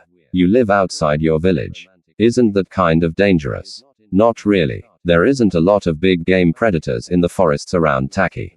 Does anyone else live with you? She shook her head. Doesn't it get kind of lonely? A little bit, but I have my books, and whenever I'm needed on a mission, they send a falcon my way. So, why do you live in the forests anyways? She shrugged. I don't know. It was the best for everyone. The best for everyone. What does that mean? It means that everyone's happier that way. Happier? Why would they be happier to not see you? You're awesome. She blushed for a different reason this time. Thanks, she said, smiling at him. But you wouldn't be able to understand it. I'm not that stupid, you know. Why wouldn't I be able to understand? She giggled a little bit at his response. It's not that you wouldn't understand because you're stupid. You wouldn't understand because I'm in a unique situation. I guess the thing that sucks about being different is that you aren't able to get a lot of empathy. Oh God, why are you so vague with everything? Na jabbed playfully. 'Cause I have to be. He kind of stopped on a branch without any warning. Fu jumped ahead a few lengths before noticing Na wasn't with her anymore. Naruto's eyes were racing back and forth listlessly when Fu came to a stop beside him. Is something wrong? Did another trap get pulled? Oh shit, Na said quietly. My teammate's about to die. Oh. Sasaki was having problems. These problems mostly manifested in that exceedingly strange and creepy Kusanin that was attacking him. His teammate was useless, nowhere to be seen, nowhere to help. Heck, Sasaki didn't even know if he was alive at the moment. The Uchiha couldn't bring himself to care. However, he had been kind of a douche the past 2 days. Sasaki ducked under a swipe that would have taken his head and tried to shove a kunai into the thing he was fighting. He used the pronoun thing to describe what he was facing. After all, there was no way that it could be human. As a rule, the top-tier shinobi almost always had some weird quirk or fighting style that got them on the top. However, being able to grow your neck out to monstrous lengths and try to bite your opponent just wasn't human. His thrust missed by a mile as the Kuzenin bent its abdomen as an odd angle to the side. It used the momentum it gained by doing so to roundhouse kick Sasaki from the back and send him flying. He impacted the trunk of a mighty oak with a sickening thud, spitting out bile and other fluids from his mo. Oof. As he did, Sasaki fell slowly to the ground, unable to move because of the lack of air in his lungs. The ground was coming up fast to meet him. He closed his eyes and did the best he could to brace for impact. MPH6 world halted and shifted laterally from his perspective as a pink blur caught him midair. Said pink blur landed heavily on a nearby branch with a heavy grunt. Waishira said as she gingerly let him down. As soon as Sasuke's feet touched the branch, his knees crumpled under him and was forced into squatting position from his exhaustion and injuries. Ura, what are you doing here? It's too dangerous, he tried to warn half-heartedly, eyelids fluttering open and closed. Don't worry, you're safe. We're going to protect you, Sakura replied with a determined look on her face. Another person landed on a branch a couple of trees to their right. She had dusty blonde hair done up in 4 pigtails and was wearing some sort of purple dress smock. In her hands was a long bow staff-looking thing. You got him? She asked, not tearing her eyes from the upper foliage. Sakura grabbed Sasuke's left arm and hoisted him up so she could support his body. Yeah, she grunted out. See you? A voice from directly behind her. She whirled around and was put face to face to a man with a melting face who was detaching himself from the tree trunk her branch connected to. I didn't know that Sasuke, had such loyal teammates, he said almost beside himself in amusement. Get out of the way, Sakura. Sasaki grunted out, trying to separate from the Haruno. He's way too strong. He's a freak. I'm not abandoning you. A severe grunting came from their right. Not wishing to chance glancing away from the monster in front of them, they didn't see Temari unfold her fan and unleash a concentrated blast of wind at said monster.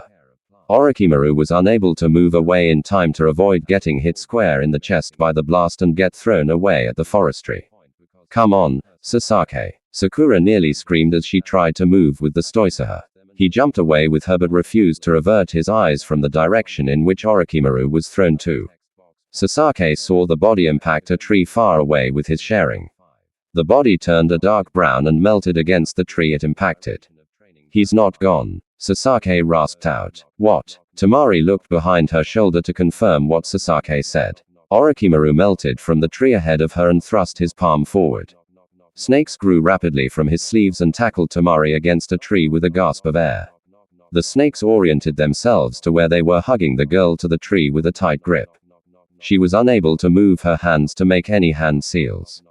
You know, for Itachi's brother, I was expecting something a bit more, Orochimaru said casually. Sakura Sasaki rasped out once more.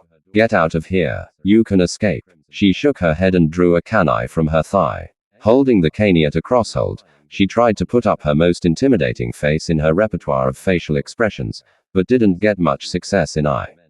Intimidating the snake man. Wow, even in the face of death, your friend doesn't leave your side. How gallant. Orochimaru's tongue lengthened and shot forward to firmly grab Sakura's kunai hand. Her eyes barely had time to widen in surprise before Orochimaru whipped her away from Sasaki. He stumbled to the floor, now lacking support. Sakura, he screamed at the direction where Sakura was flung to. You're 13, so I'm not exactly expecting you to go toe-to-toe with me. But come on, Itachi was an ambu at your age. Sasaki ground his teeth in frustration. Shut your goddamn mouth, hit a nerve, then. Don't worry, you'll be useful. If not to your teammates, then at least to me. Orochimaru's neck grew as long as his tongue did previously and snapped towards Sasuke's neck. Too tired to resist, Orochimaru's mouth clamped down on the last Uchiha's neck with him barely being able to react in time. Aah!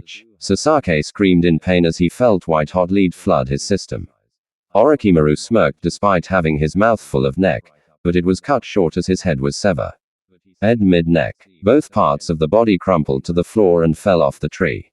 Fu, who had done the cutting, rushed over to Sasuke's side to make sure he was all right.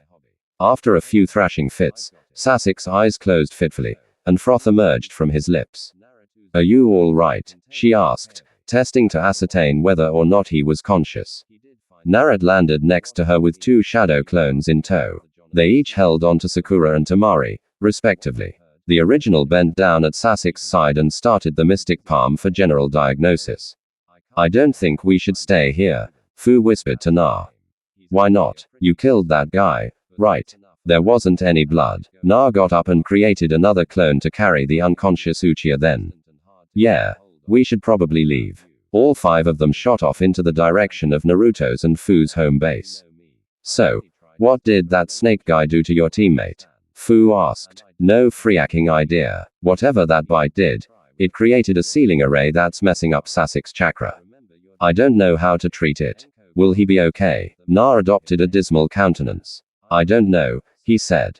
He'll be okay, Fu stated with confidence. What makes you say that? Because he has you looking after him, she said, smiling at him.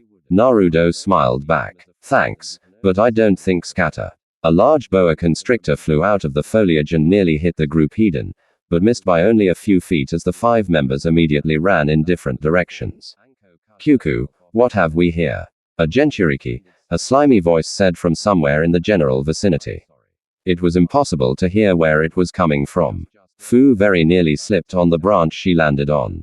How does he know? She asked herself. He shouldn't know. What have you done with Sasaki? Na screamed out at the top of his lungs from somewhere in the distance. Fu was trying desperately to get away from the scene and hopefully recombine with the clones at home base.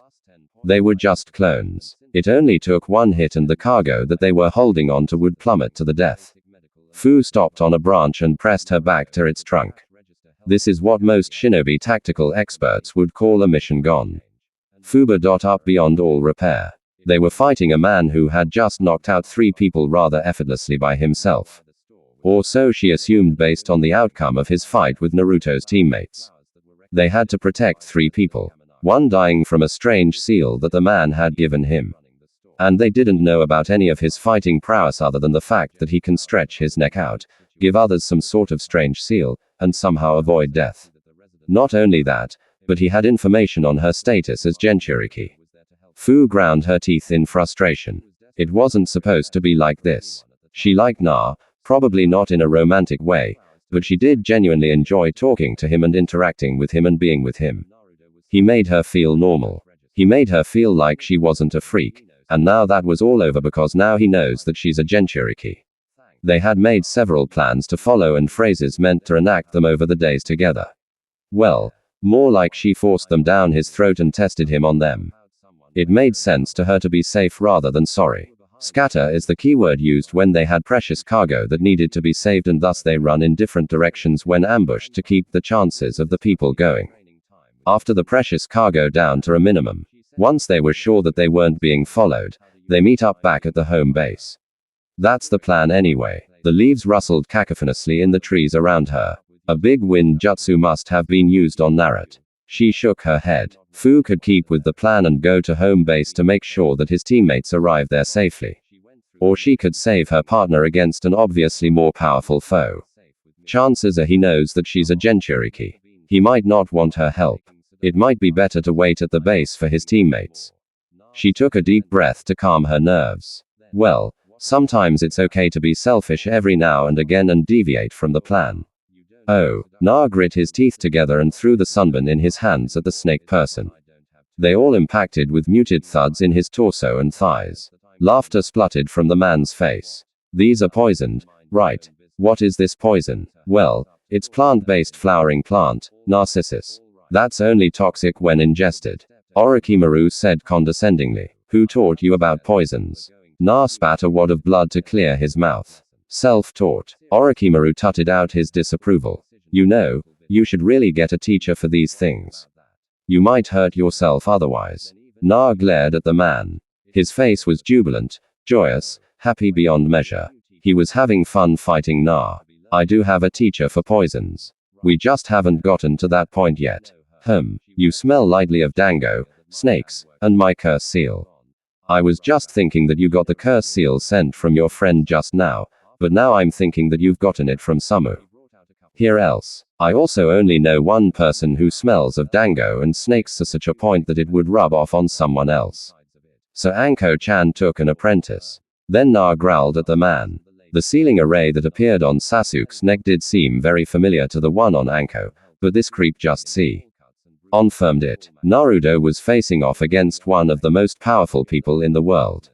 Orochimaru of the Sunning. I'm not her apprentice. You're not her lover. Then under any normal circumstances, Naruto would have blushed and spluttered and in the end have said, no. There weren't normal circumstances. Naruto's glare intensified. No, she's just my teacher. She took a Genin team. No, she's a special Jonin. They don't let special Jonins take teams. So, what are you then? Her student. Students who spend enough time with their teachers that their scent rubs off on them are called apprentices. Na was getting impatient. He drew his bow staff from his back once more. I don't actually cared what I'm called. She's just kind of nitpicky about it. Now, are we going to fight or talk? Orochimaru chuckled as the sunbee in his body drew out like they were being pushed.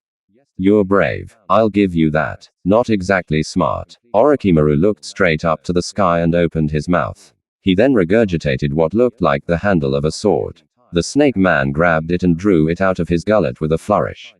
Using his other hand, he made a come hither motion. Na ran at the man with the bow staff held diagonally to his torso. When he was near enough, Na used the end pointing downward to thrust forward and hopefully catch him unawares. Orochimaru batted the bow staff to the side and caught Naruto with the flat of the blade across his face. Na pulled back and held his smarting cheek with his hand. God, that hurt. Orochimaru looked at the Gingari with an expecting look on his face. Na glared at him and ran forward, this time swinging the bow staff horizontally. Orochimaru directed the blow to go above his head, but Na was expecting him to do that. Instead of being unbalanced, Naruto used the momentum to spin himself around and swing downwards onto his head. Orochimaru put his blade diagonally to the blow, so the bow staff hit the ground with a thud. Na dug inwards and used it as a pull to swing his leg forward and kick him directly in the abdomen. Orochimaru stumbled backwards off the branch and onto the ground below. Na didn't leave his guard down for a second. There was no way that one of the strongest ninjas in existence would be defeated by a fall. No matter how large of a fall, Na backed all the way up on the branch until his back was touching the trunk. He kept his wits about him and glanced every which way so as to not fall prey to an ambush. A great gale of wind blew through the branches and leaves in its way to hit Na. To dodge this, he jumped to the right and landed on another branch just in time to see the branch he was on just earlier get torn apart under the force of the wind. Another one approached him from his left, forcing him to make the same maneuver. This happened twice more before Na found himself in a slightly bare copse of gigantic trees. Na stopped to catch his breath and look around him to see if there were any signs of wide-scale wind attacks. Great splintering cracks emanated from Naruto's left. Turning around, he caught sight of a huge snake barreling towards him. As it moved and swerved through the forestry, it occasionally shoved aside a tree or slithered directly through thick branches. Naruto froze. He had never seen anything so huge and menacing before in his entire life. It was almost unreal how large it was. Actually, scratch that. It was unreal how large it was. And yet Na was forced to acknowledge its existence by mere fact that it was splintering branches and cracking mighty oaks. Na. A piercing scream resounded throughout the forest, somehow draining out the sound of the snake carving a path to him. After he heard that scream, something happened. He didn't know what because he wasn't extremely cognizant of it. And it also happened so fast. But what he did know was that when he opened his eyes and looked up, he saw that his hands were dug into beige-colored scales that belonged to the snake that was barreling towards him. He could feel himself straining against the force. It pushed his muscles beyond capacity of what they should be able to logically do, but he did it anyway. Quiniki, now this is a surprise, the detached voice of Orochimaru said from atop the serpent. He could hear grunting coming from his side. Looking over, he was met with a huge shock. Fu was opposite of him, doing her best to hold the snake away from him as well. However, her appearance had changed. The orange of her eyes had taken over them completely, making the sclera and orange as well as her pupils and irises. Her skin tone was darker as well, not drastically so, but definitely to the point where it was apparent. Fu Na. They were suddenly clutching nothing as the giant snake that Orochimaru summoned puffed out of existence. Orochimaru faced them from one of the few remaining branches in the copse of trees that they were in. You'll definitely make a suitable rival for Sasuke. Na growled at the snake man. It was deep and menacing and did belong to any vocal range that a human could recreate. Fu made a vibrating sound from the back of her throat. It turned into a high-frequency whine that would have burst the eardrums of any normal human. Luckily for them, Gingariki weren't normal humans. Orochimaru did a few seals. All 10 of his fingers lit up in a purple flame. Never did I ever think that I would face off against 2 Gingari at once.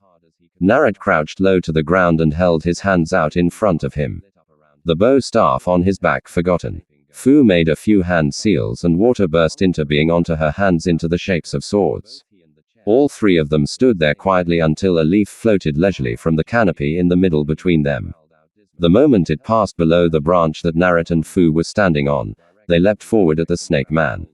Oh, Sakura sat up in pain. She clutched her head almost immediately. It felt like a drummer was violently pounding her head from the inside. Sakura groaned out in pain softly. Almost as soon as she made that grunt of pain, Ana rushed to her side and started up the mystic palm technique. The pain began to fade in small increments. Nah? She asked. The last thing she could remember was being violently flung away from Sasuke. After that, there was a sharp sensation of pain in her world went black. Don't worry, we saved you, he said quietly. You hit your head on something when that snake guy flung you away. You might have a concussion. Indeed, her world felt fuzzy and unfocused. Sash, she whispered. Don't worry, he's alive. We have your teammate, too. Sakura nodded and took a look around her surroundings. It was dark for one. The only light being a hole directly in front of her that filtered in some sunlight. She ran her hand on the surface of where she was sitting.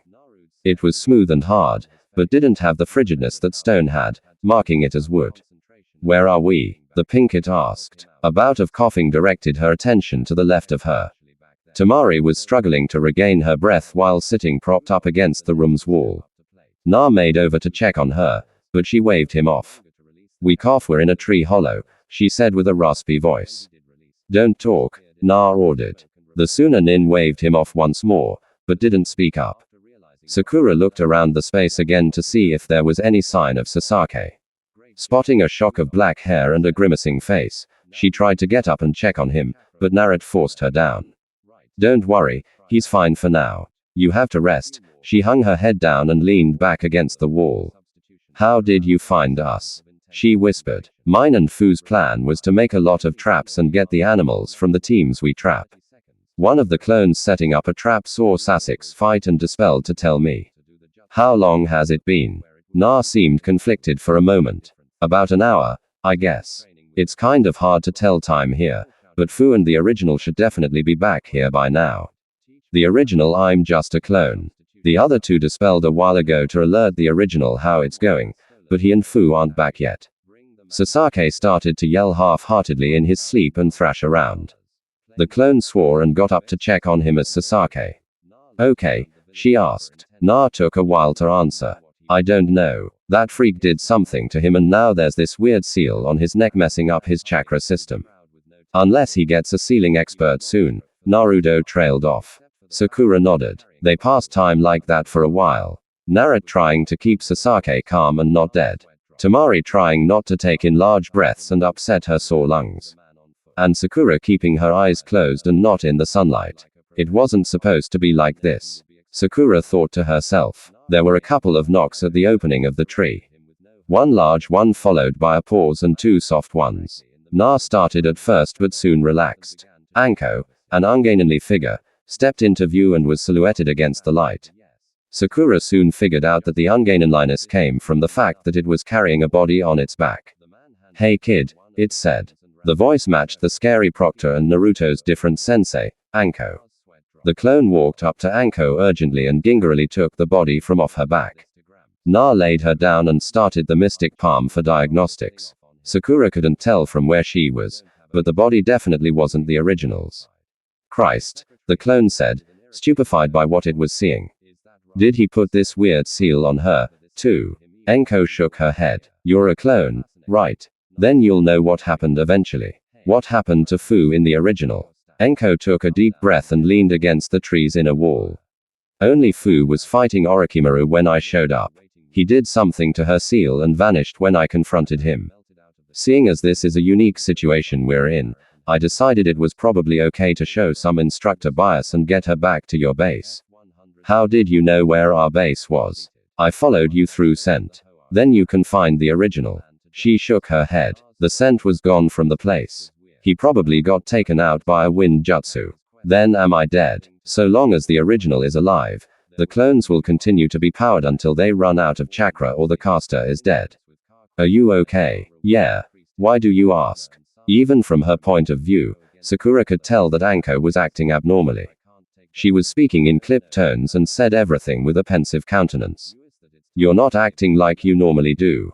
Anko realized her mistake and smiled all too quickly while putting her hand to her neck in an embarrassed manner. I'm fine. I really am. She glanced to the direction of where Sasuke was laying. So, how's the Uchiha doing? He's not dead. There's that at least. You don't know the half of it. The mortality rate of those with the cursed seal is 9 and 10. Upon seeing the look of horror on Naruto's face, she quickly reiterated, but don't worry. If he's made it this far, then he'll pull through. Anko walked inside to get a better sense of the place and nearly tripped on a body. Who's this? Him. He's Sasuke's teammate. I found him on the forest floor. He's in a coma, but I don't know why or for how long he's going to be in it. Who else is here? Na gestured to Sakura and Temari. Sakura and Temari. They tried to help Sasuke before me. She nodded to herself as if she was confirming something. Are you okay here? The clone nodded. Okay. Good. Because I need to head out and warn the Hokage. Stay safe. Yeah. Anko stepped out of the hole in the tree and hopped away. The clone sighed. I hope the original comes back soon. Oh, 8 hours later, Na the original blurrily opened his eyes to the world. They looked around for a second, trying to comprehend what they were looking at. Soon, the blurs of light refocused into refined dots of sunlight shining through rustling leaves.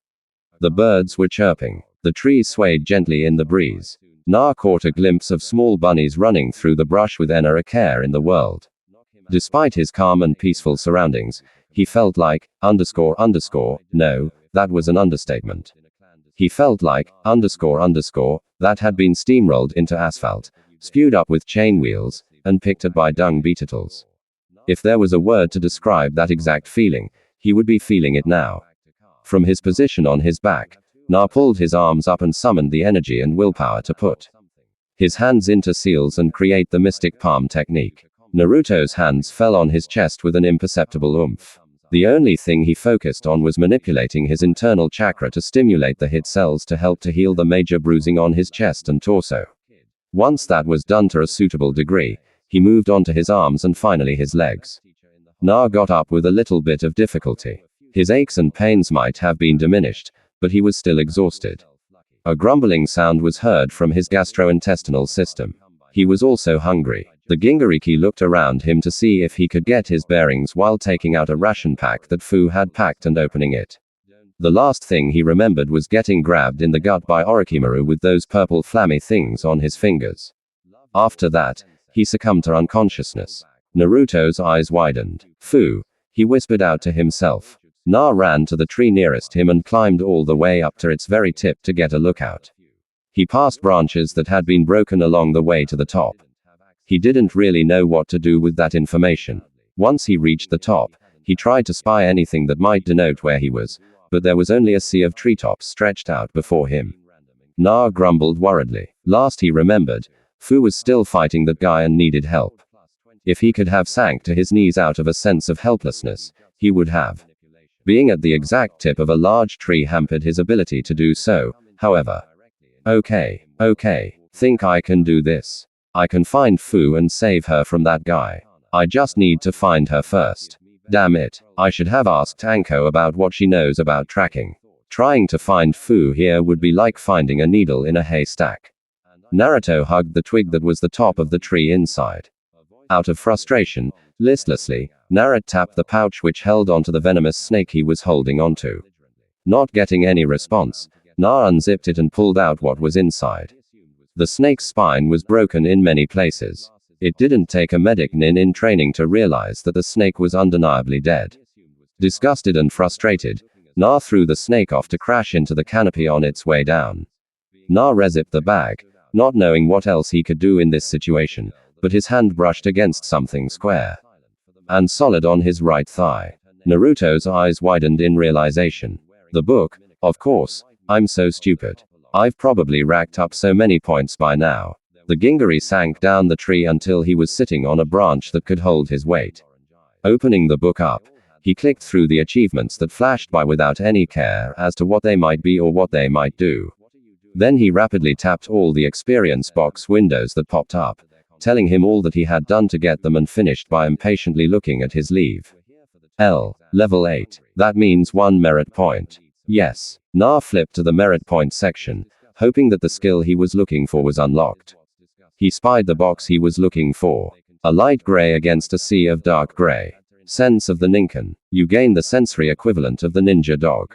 A nose that is capable of smelling things so accurately to the point where you could track them. Ears that can hear twice as far as normal humans. And taste that is slightly more enhanced. Requires 1 merit point. Prerequisites: large influence with at least 1 Ninken-based clan member. Na immediately tapped the button, spending his 1 merit point on the skill. Other than a tingling in his nose and a high-pitched whine, Na didn't feel any different for the few seconds that those went on. Immediately, Na was pulled into a new world of senses. As he breathed, he could tell the faint subtleties that the world was comprised of.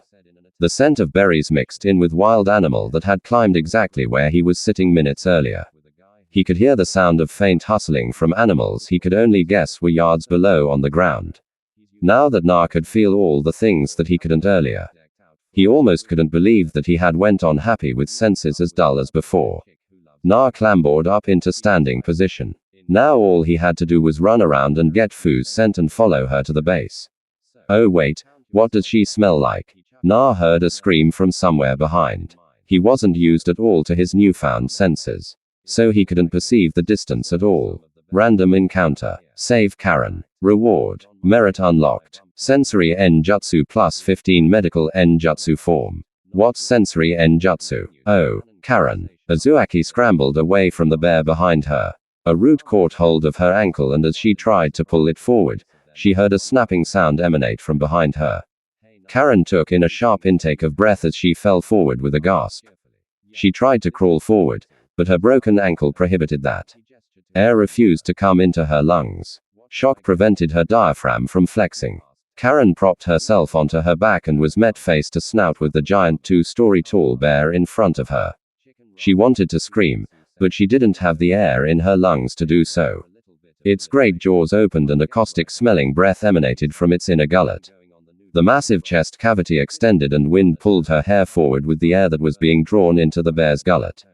It looked like it was going to roar, but was cut short when a blonde male fell from the canopy and whipped it on the top of its head with a bow staff. The force of the hit made the head fall forward to the ground and impacted with a muted thud. The bear growled and tried to reach out and hit the male, but was smacked across the face more times than it could count in the space of 10 seconds.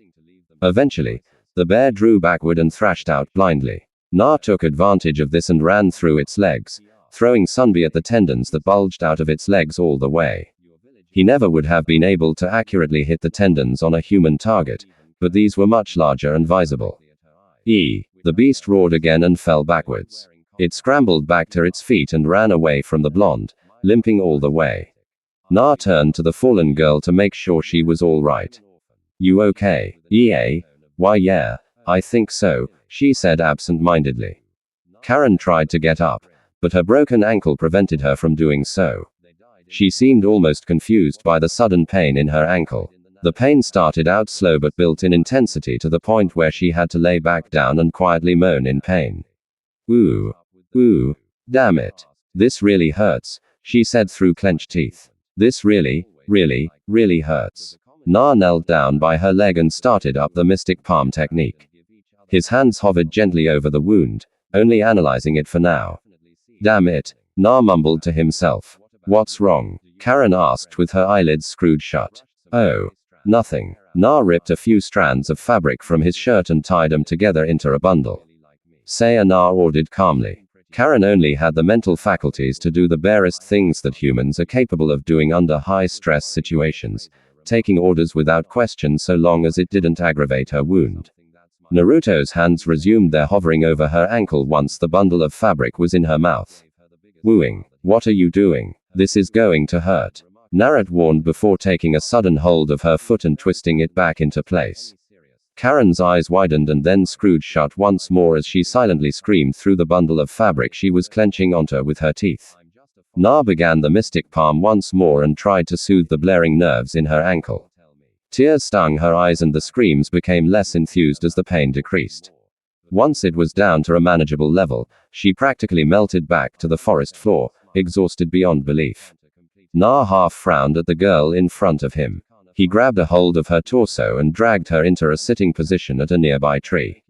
The bundle of fabric that she was holding onto loosely with her jaw was hanging limply from her lips. Na pinched the end of it and threw it away into the growth. "Are you okay?" Na asked again. "Any other injuries?" Karen shook her head tiredly. "Who are you? Why are you helping me?" "I'm Naruto Uzumaki and I'm helping you because 1, it's the right thing to do, and 2, I was hoping that you could tell me if you've seen my partner." She shook her head. "I haven't seen anyone other than you ever since the test commenced."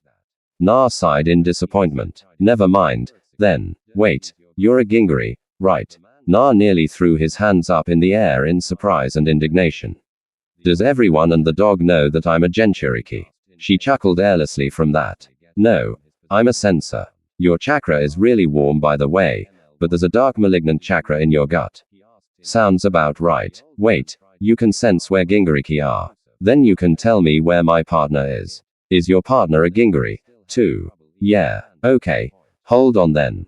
She brought both her hands together in a seal unfamiliar to Naruto and began to channel her chakra. After a few seconds of deliberations, she finally said, "There are 2 more Gingari taking the test.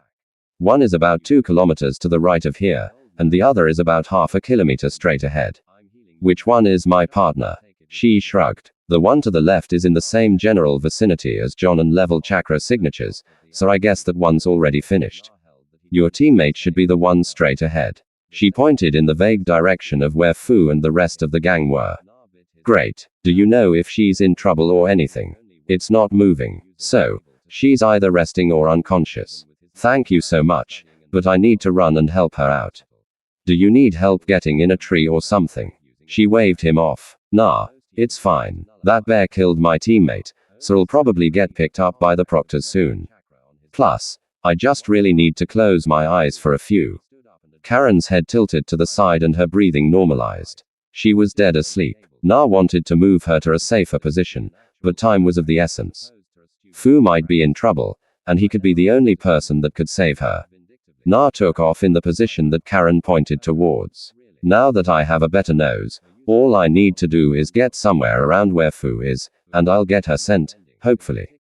I still don't know how this whole tracking through scent thing works. Nevertheless, he was a man on a mission, and nothing would stop him from helping his partner. Oh, what the do you mean ambush?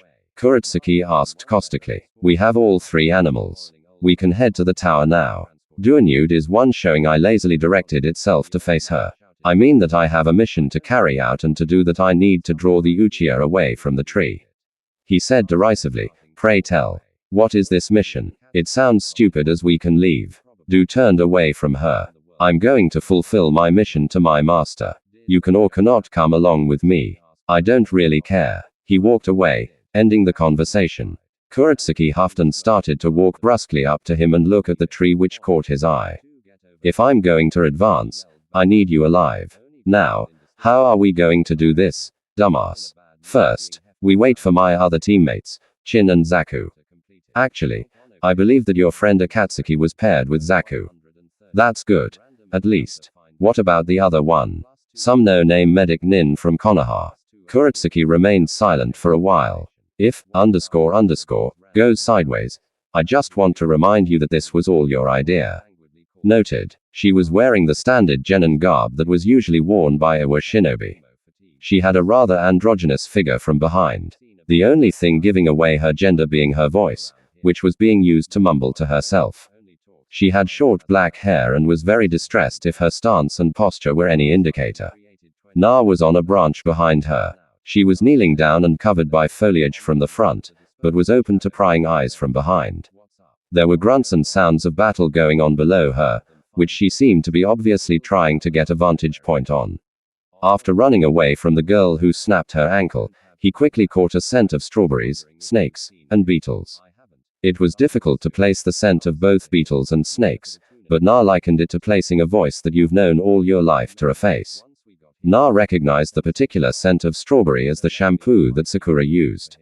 He then continued to follow the scent along the branches until he got to the place where he was behind the unassuming Iwa genin. He was close to home base. He knew this much for sure.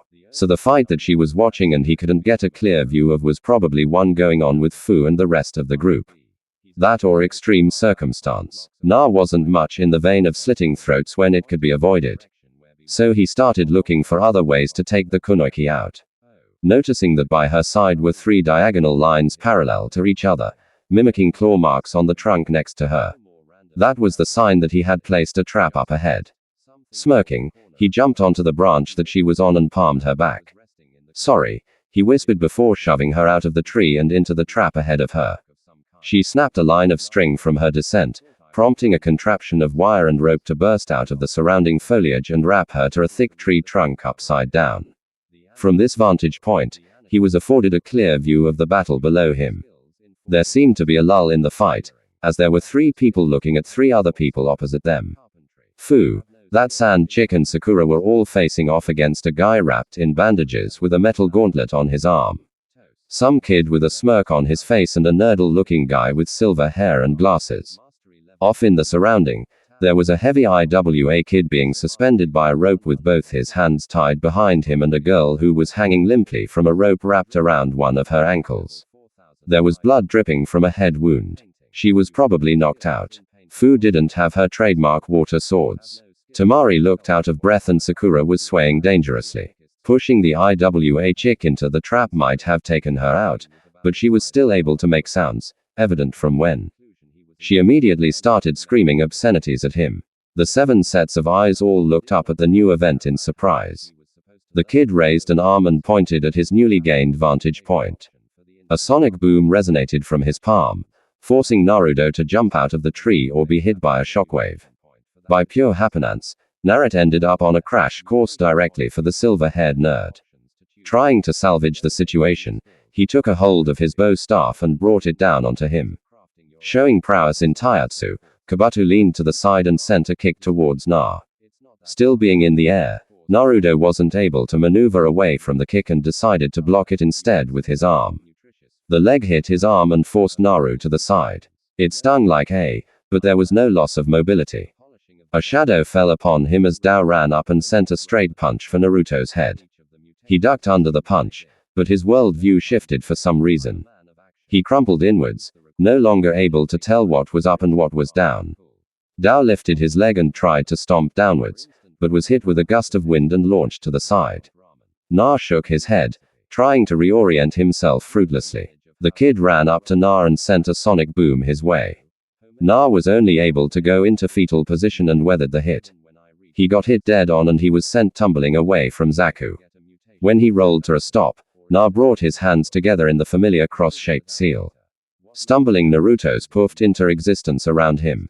The silver-haired one charged Na, expecting an easy fight from the clones. Although they were a stumbling mess, with all of them together all wielding a bow staff, giving them longer reach, they were able to hold Kabuto off for the amount of time. It took Naruto to shakily get to his feet and get his bearings. When Kabuto hit the last clone straight in the chest, dispelling it, he ducked under a barrage of sunbi. He managed to dodge the most of them, but a few lodged themselves into his forearms. While he was distracted with Na, Fu ran up to him from behind and grabbed his neck. She brought a knee into his back, using his neck as a handhold. Kabuto crumpled forward and began writhing on the ground with foam beginning to come out of his mouth. She had at the very least reoriented a few of his vertebrae if she hadn't completely snapped it. They shared a momentary glance. Naruto desperately wanted to talk to her about the fact that she was a Ginuriki as well, but they had more pressing matters to attend to. Fu ran off to help Sakura against Dao and Naruto ran off to help Temari with Zaku. For the most part, their prowess was evenly matched. Zaku's jutsu used the air as a medium to impart shock waves to his opponent, while Temari used her fan to change the medium itself, making her capable of redirecting. The shock wave. Na created a series of clones around him, who all rushed at Zaku. He only looked Naruto's way for half a second before sending a few blasts to completely destroy all of the clones. This opened him up to from a blast of air, which clipped him in the side and sent him sprawling to the side. Na capitalized on this moment of distraction and ran at the downed kid, throwing sunburn all the way. He seemed pretty good at batting away the sunburn moving at high velocities, almost as if he fought someone who used them regularly. Although, as he did this, he wasn't able to use his shock waves properly. Na came up close to him and drew his bow staff downwards, hoping to end the fight by knocking him out. Zaku, instead of trying to dodge, brought one of his arms up and blocked the blow. He then used his free hand to palm Naruto's stomach. Naru wasn't too sure what happened next. One moment he was in front of Zaku trying to overpower him with the bow staff. The next he was pressed up against a tree about 7 meters away from him. Blood rose through his esophagus and he spat it out with what little breath he had in his lungs.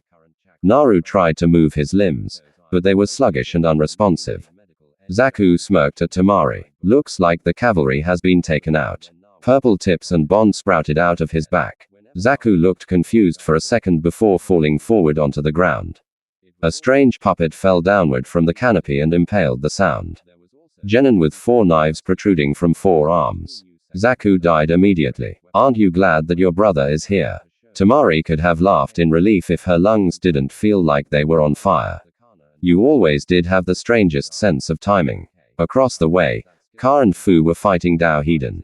Sakura had fallen ill from Dao's gauntlet a little before Ka showed up and was on the ground a safe distance away from them.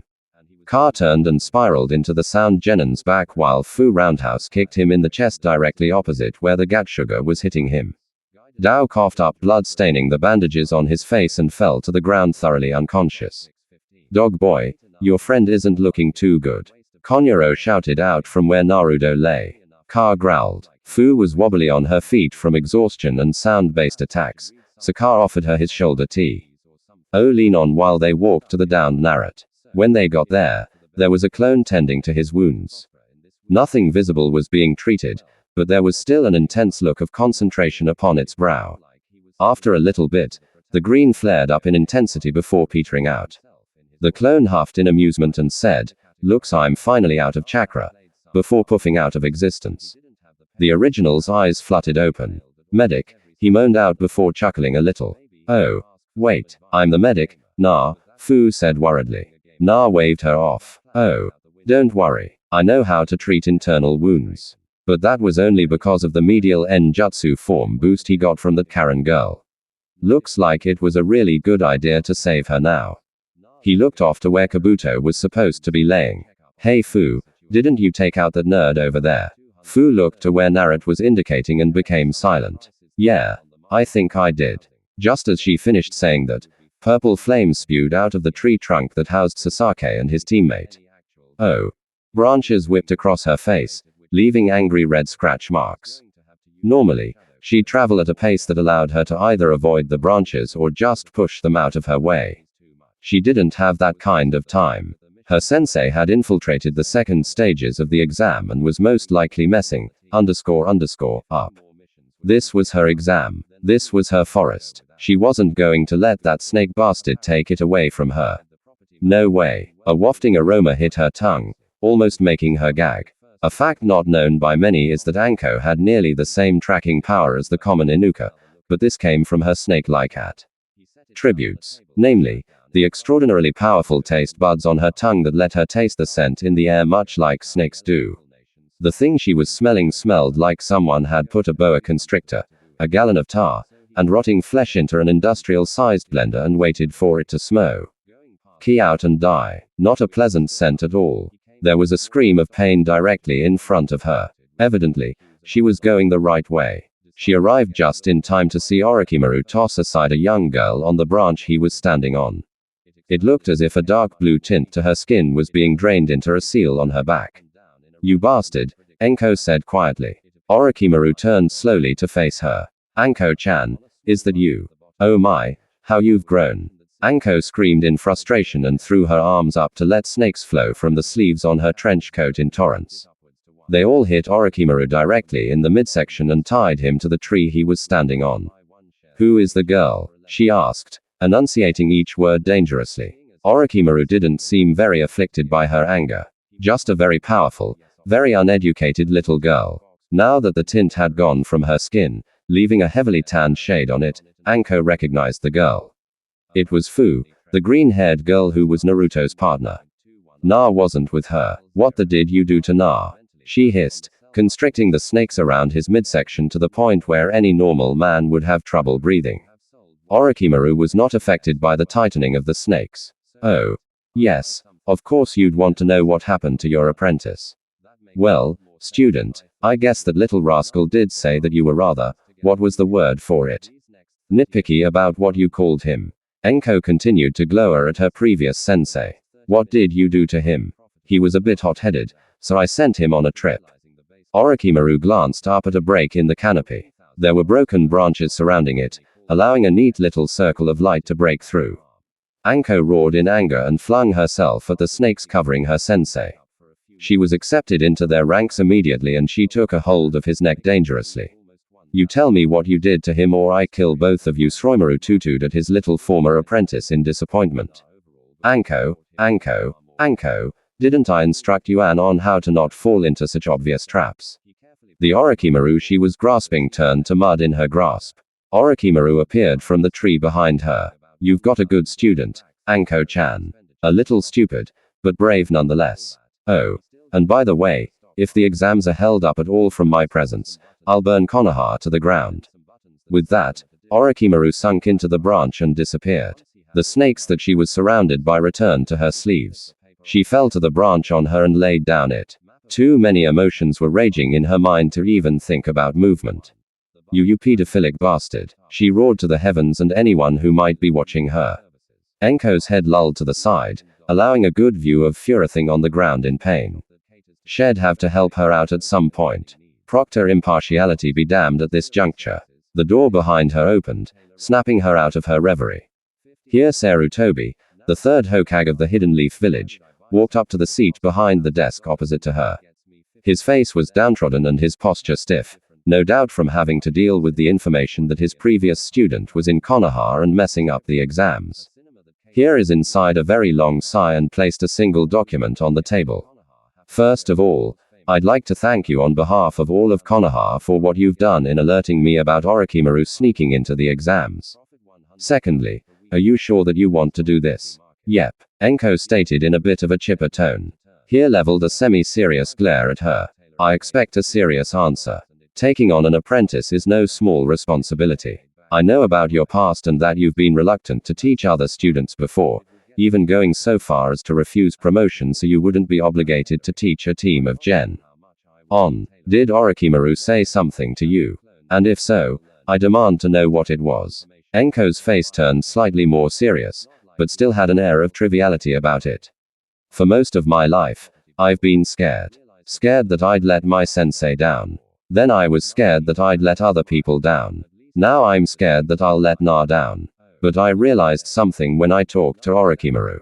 That even though he screwed me up, she paused to subconsciously touch the curse mark directly on her neck. That doesn't mean that I have to screw someone else up. That doesn't mean that I will screw someone else up. I do hope that this isn't a selfish desire to get back at Orochimaru. Here is an implied Anko waved him off. It's not just that. I really think that Naruto and I are a lot alike. Something happened to both of us that was beyond our control, and because of that, the entire world decided to down our throats. He cringed a little from the disgusting image that popped up in his head. That being said, I created Team 7 on my own. I balanced them in the way that I thought would be best.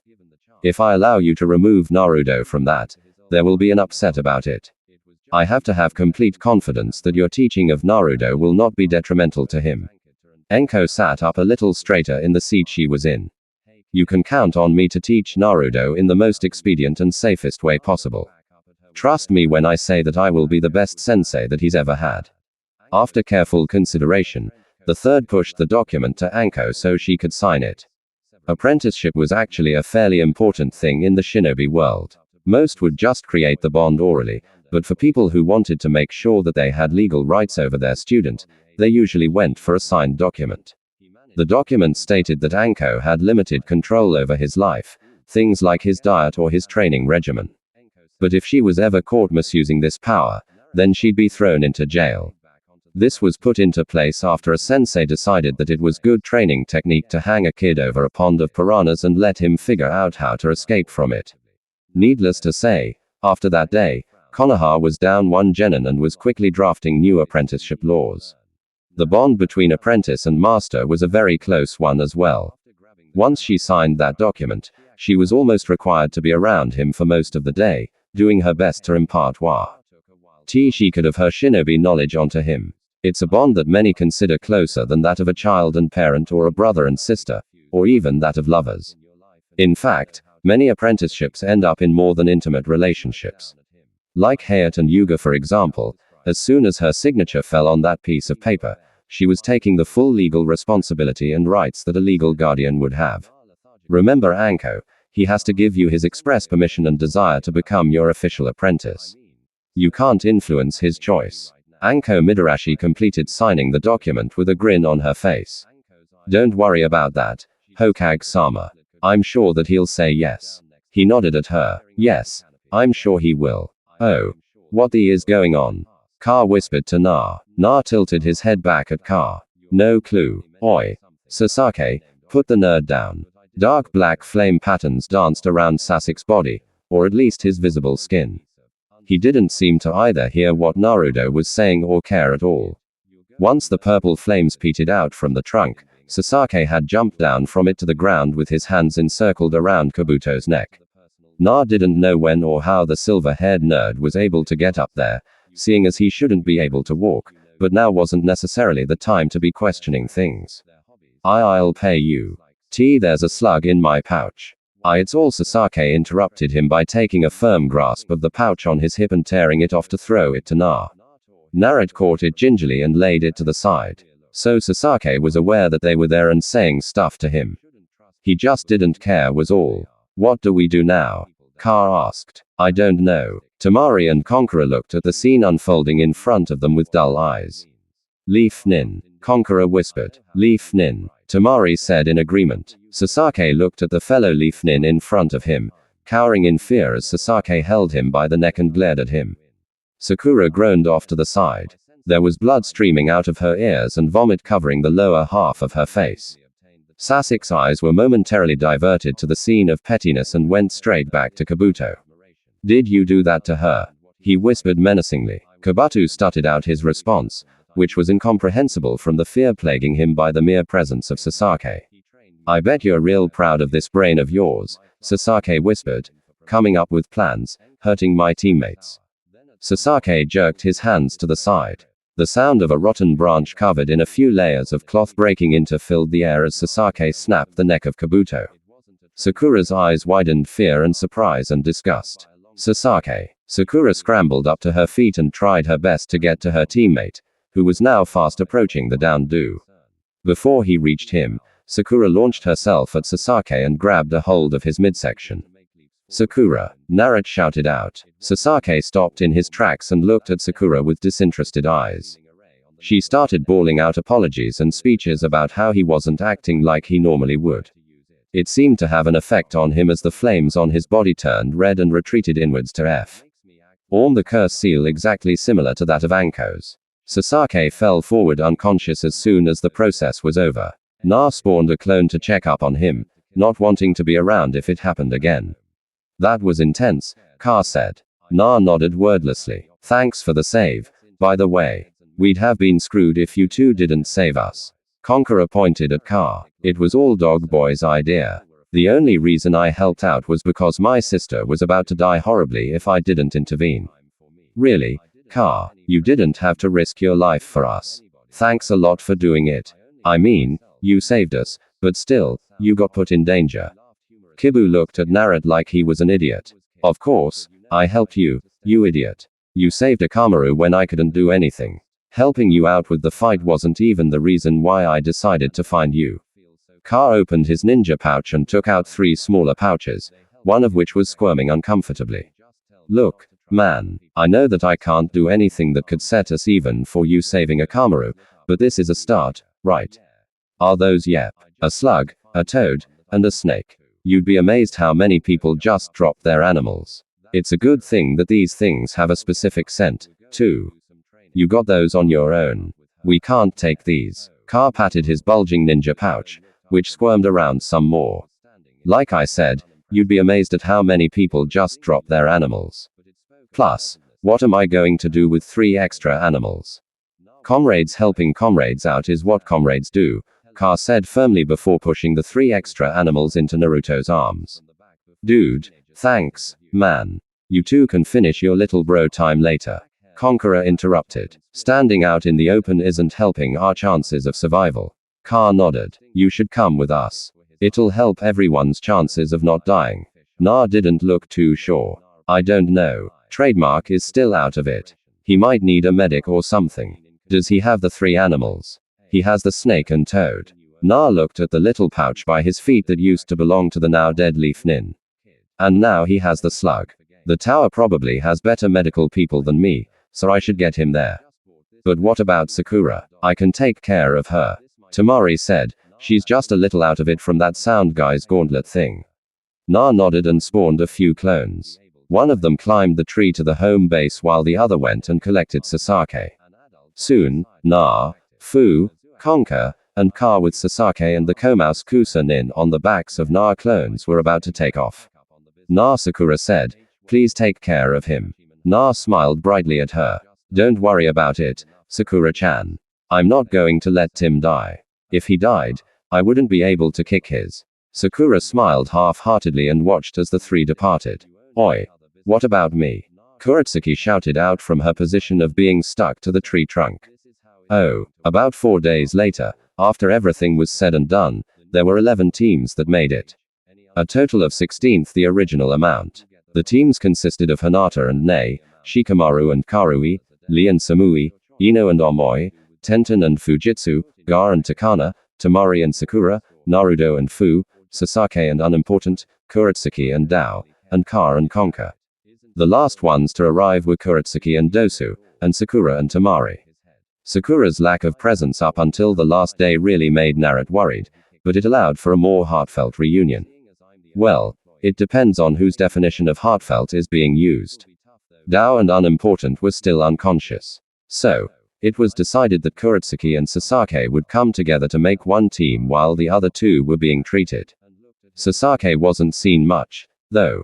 Kakashi had taken him to treat the cursed seal, and he hadn't been seen since until recently. Once they were sure that they were finally alone, Fu and Naruto had been able to talk a few days ago.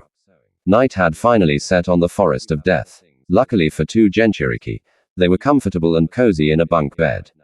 Teams were required to sleep in the same room with each other. Sometimes there was a queen size, two twins, or a bunk bed like what Naruto and Fu had.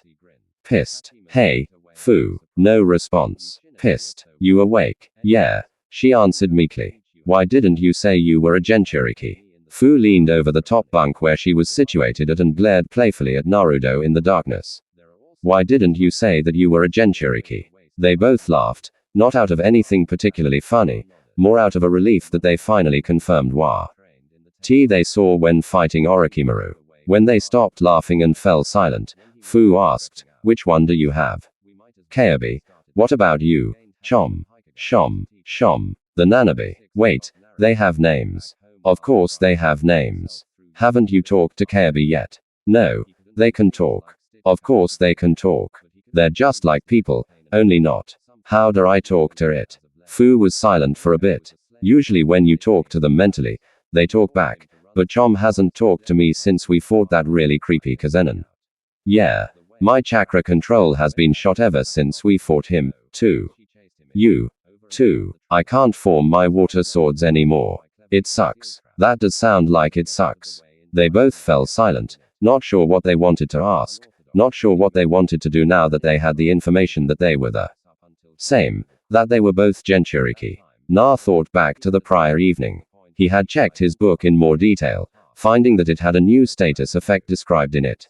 5 Elements Seal Description. The 5 Elements Seal is a powerful Fujutsu technique which can disrupt the chakra flow of people.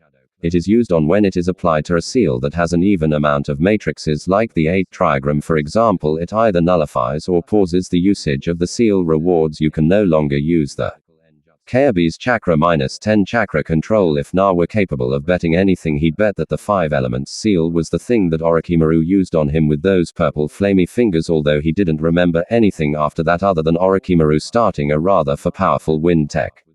Neek. He hadn't done anything with the base points either. He didn't know what to do with them.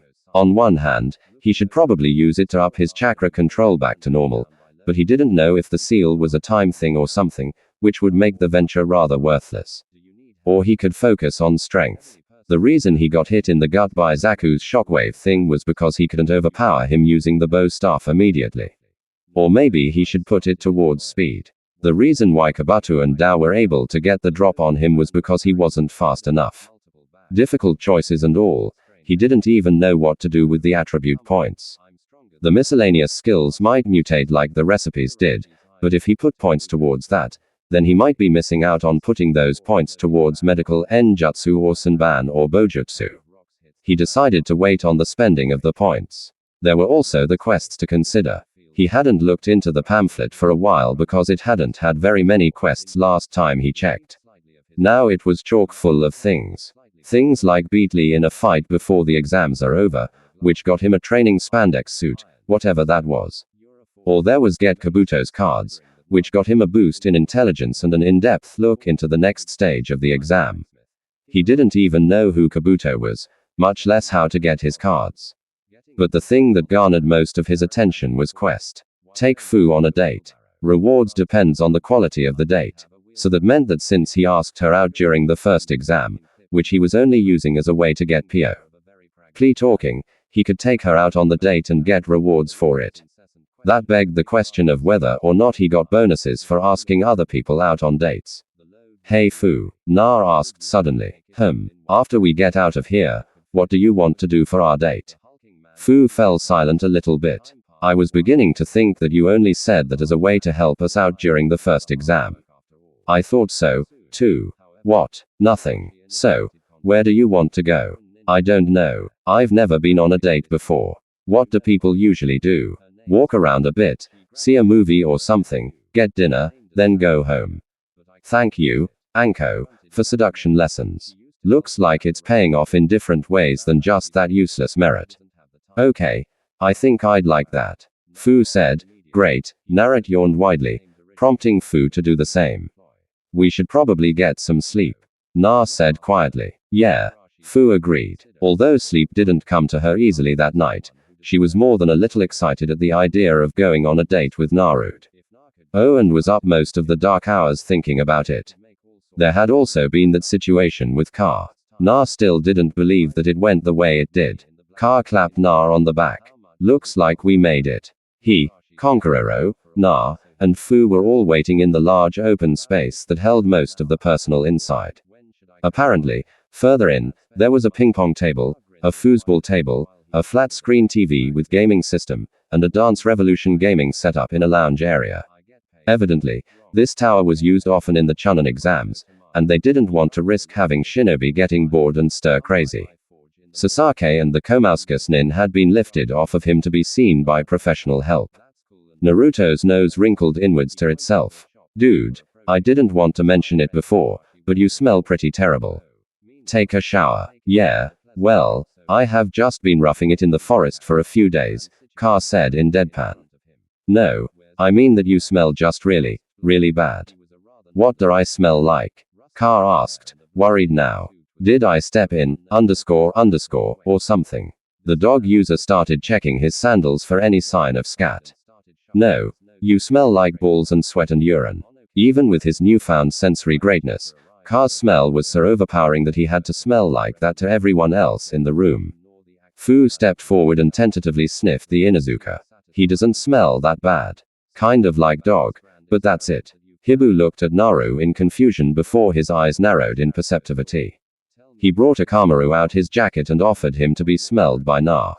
What's Akamaru smell like? Like you, but mixed with blood. Ka put him back into his jacket and fished around his ninja pouch for a second. He presented a small spherical bundle wrapped in white cloth tied up in a knot at the top. What's this smell like? It was a faint smell, one that Naruto had a tough time figuring out. Like purple, you know that flower. It's purple and helps you go to sleep. Ka half frowned. Lavender. That's the one. Why is this so important anyway? Because only members of the Inuzuka clan should be able to smell the lavender. Everyone else doesn't smell anything. Fu leaned over and took a sniff as well, then looked at Naruto and shrugged. Oh no, Naruto's cover might be blown. Hey, what are you talking about, Ka? Ka started stroking his non-existent beard thoughtfully. Your last name is Uzumaki, right? Yeah, but you're an orphan. Yeah, do you know who your parents were? No. Then there's a chance that you could be an Inuzuka, but all Inuzuka excrete a scent called musk from about the age of 8, which is what you smell on me. So, I don't know. I'll have to talk to my mom about this. Your mom, she's the Inuzuka matriarch. She'll know what to do. Hey, what happens if I am an Inuzuka? You might get accepted into the clan, or you just might get the honorary clan status, or nothing at all could happen. I guess there's a chance that your chakra just mutated that way. Mutated. Chakra mutates. They talked about it in the academy. Weren't you listening? You were. He sighed into his palm. It sounded interesting. Anyway, big picture is that humans get something wrong every once in a while when making other humans. You know, things like birth defects. Yeah, well, things go right just as often as they go wrong. You know, like a kid getting better muscle retention than his parents had the genes for. What? Just keep listening for a second. The thing is, every so often the things that make us goes wrong and something different happens. Chakra is something that's highly mutable. So, I can smell things like this just because of luck. If that's true, then that's a good excuse for suddenly awakening the sharing. Well, yeah, but this isn't something that you can suddenly just awaken. Have you always smelled things this way? And yeah, always, Na said quickly.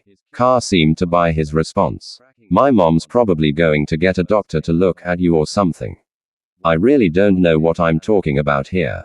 Just the surface level stuff. So, what do I do now? Whatever you would do while I try and get in contact with my family. Just try not to die. You could be important. Na saluted. Right. Obermac saluted and walked off in the direction of a few jonin. No doubt trying to get some form of communication.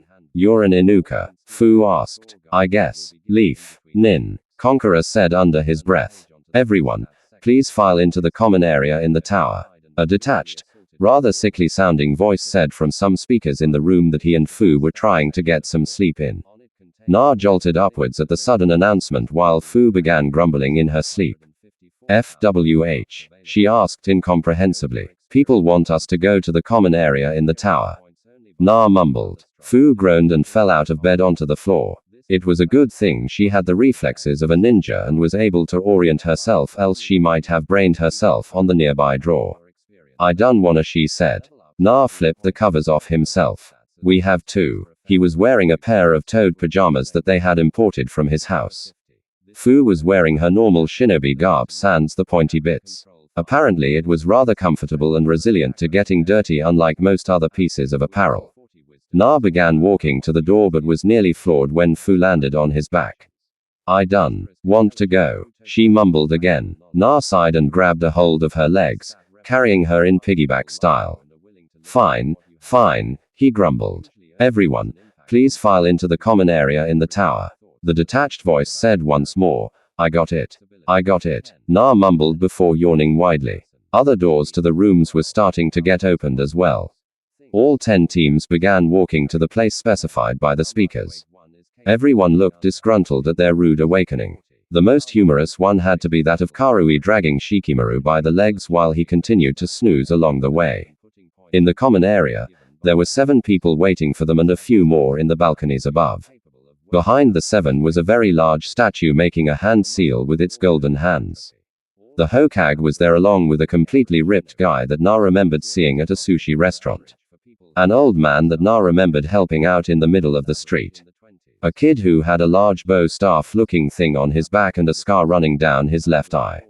A rather plain looking man with dusty red hair.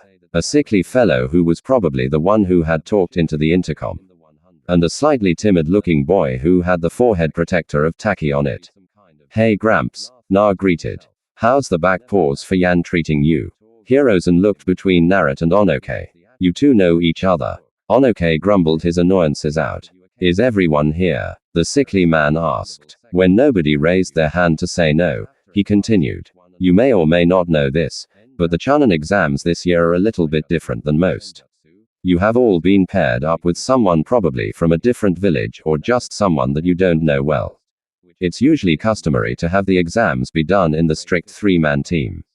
This time is different. Does anyone know why? Someone in the crown coughed. Usually the exams are a deterrent for war, he continued on. This is done by showcasing our best and brightest to all the nobles in the land to see. This helps the respective villages with job opportunities that the nobles would like to be enacted in the future. However, while the third exam is always the same with a round-robin type tournament, we're swapping things up. There will be a tournament, but you will be fighting it in the pairs that you're in right now. Shikamaru had finally waken up at that point and decided to ask a question. For what purpose? If the exams are a deterrent for war, then why are you changing it? Good question from the troublesome N. This exam isn't a deterrent for war. It's an experiment for peace. Peace? Shikamaru asked. If you all manage to get along and not kill your respective partners, that could be a sign that cooperation between the villages could be potentially possible. In front of you are the cage from all your respective nations along with Shibuki of Taki. These 6 will all be watching your fights next month in the tournament style performance usual for the third exams. Kuretsuki pointed at Yagura. What's he doing here? No. Miss Ninja made it through. We're not being exclusionary. Now, since 10 teams made it through, this next part should be pretty even. You will all draw from a hat. In the hat, there are 10 slips of paper that have a different symbol on it. If the symbol is fire, you stand next to Hokage Same. If the symbol is lightning, you stand by Rakage Sama and so on. You will all take a month-long training excursion in the villages of the cage that you're standing next to. Any questions? What do the tournament brackets look like? Shikamaru asked. Those will be decided day of. Also note that Shibuki-sama isn't going to be accepting any ninjas for the training excursion. He's only here for symbolic reasons. Shibuki raised a hand and feebly waved at the tired genin. Any more questions? Hayat asked. When no more hands were raised, Hayat took off his bandana, grabbed a few pieces of crumpled up paper from his kanai pouch, and sprinkled them in. Teams form a line and pick from the bandana. Too tired to make a fuss about it, they all walked uniformly towards the sickly man and grabbed a piece of paper. Fire, Naruto and Fu, Shikamaru and Karui. Wind, Tenten and Fujitsu, Ino and Omoi. Lightning, Gar and Takana, Temari and Sakura. Stone, Sasake. And Kuretsuki, Nei and Hinata. Water, Kar and Konkwo, Lee and Simui. You can all go home or to your hotels for now. You leave in 2 days' time. Make sure you make the most of it. Hear that, Fu? Na asked her, still on his back. We're going to be training together for a month. She didn't respond at all to him. Na looked over his shoulder to see her properly asleep and drooling on his shoulder. Oh, Orochimaru looked at Kabuto with interested eyes. Oh well, I'm sorry to tell you, but I already have this information. Kabuto looked surprised. How did you know that there were 3 Ginuriki in the exam? Beiko 3. Why yes. Naruto Uzumaki Sabakun. No. Gar and Fu of Taki. So that Gar child is a Gingari as well. That just makes my plan all the more interesting now, doesn't it? Kabuto rubbed his neck painfully. Yes, sir. Although his body could regenerate on its own so long as he had the chakra to support it, it still hurt like a getting your neck snapped. Kyuku, this just got a whole lot more interesting. So guys, what do you think about this Naruto story? Tell me your opinion in the comments. And if you want more Naruto what if stories, make sure to subscribe to Universe of Naruto. Thanks for watching.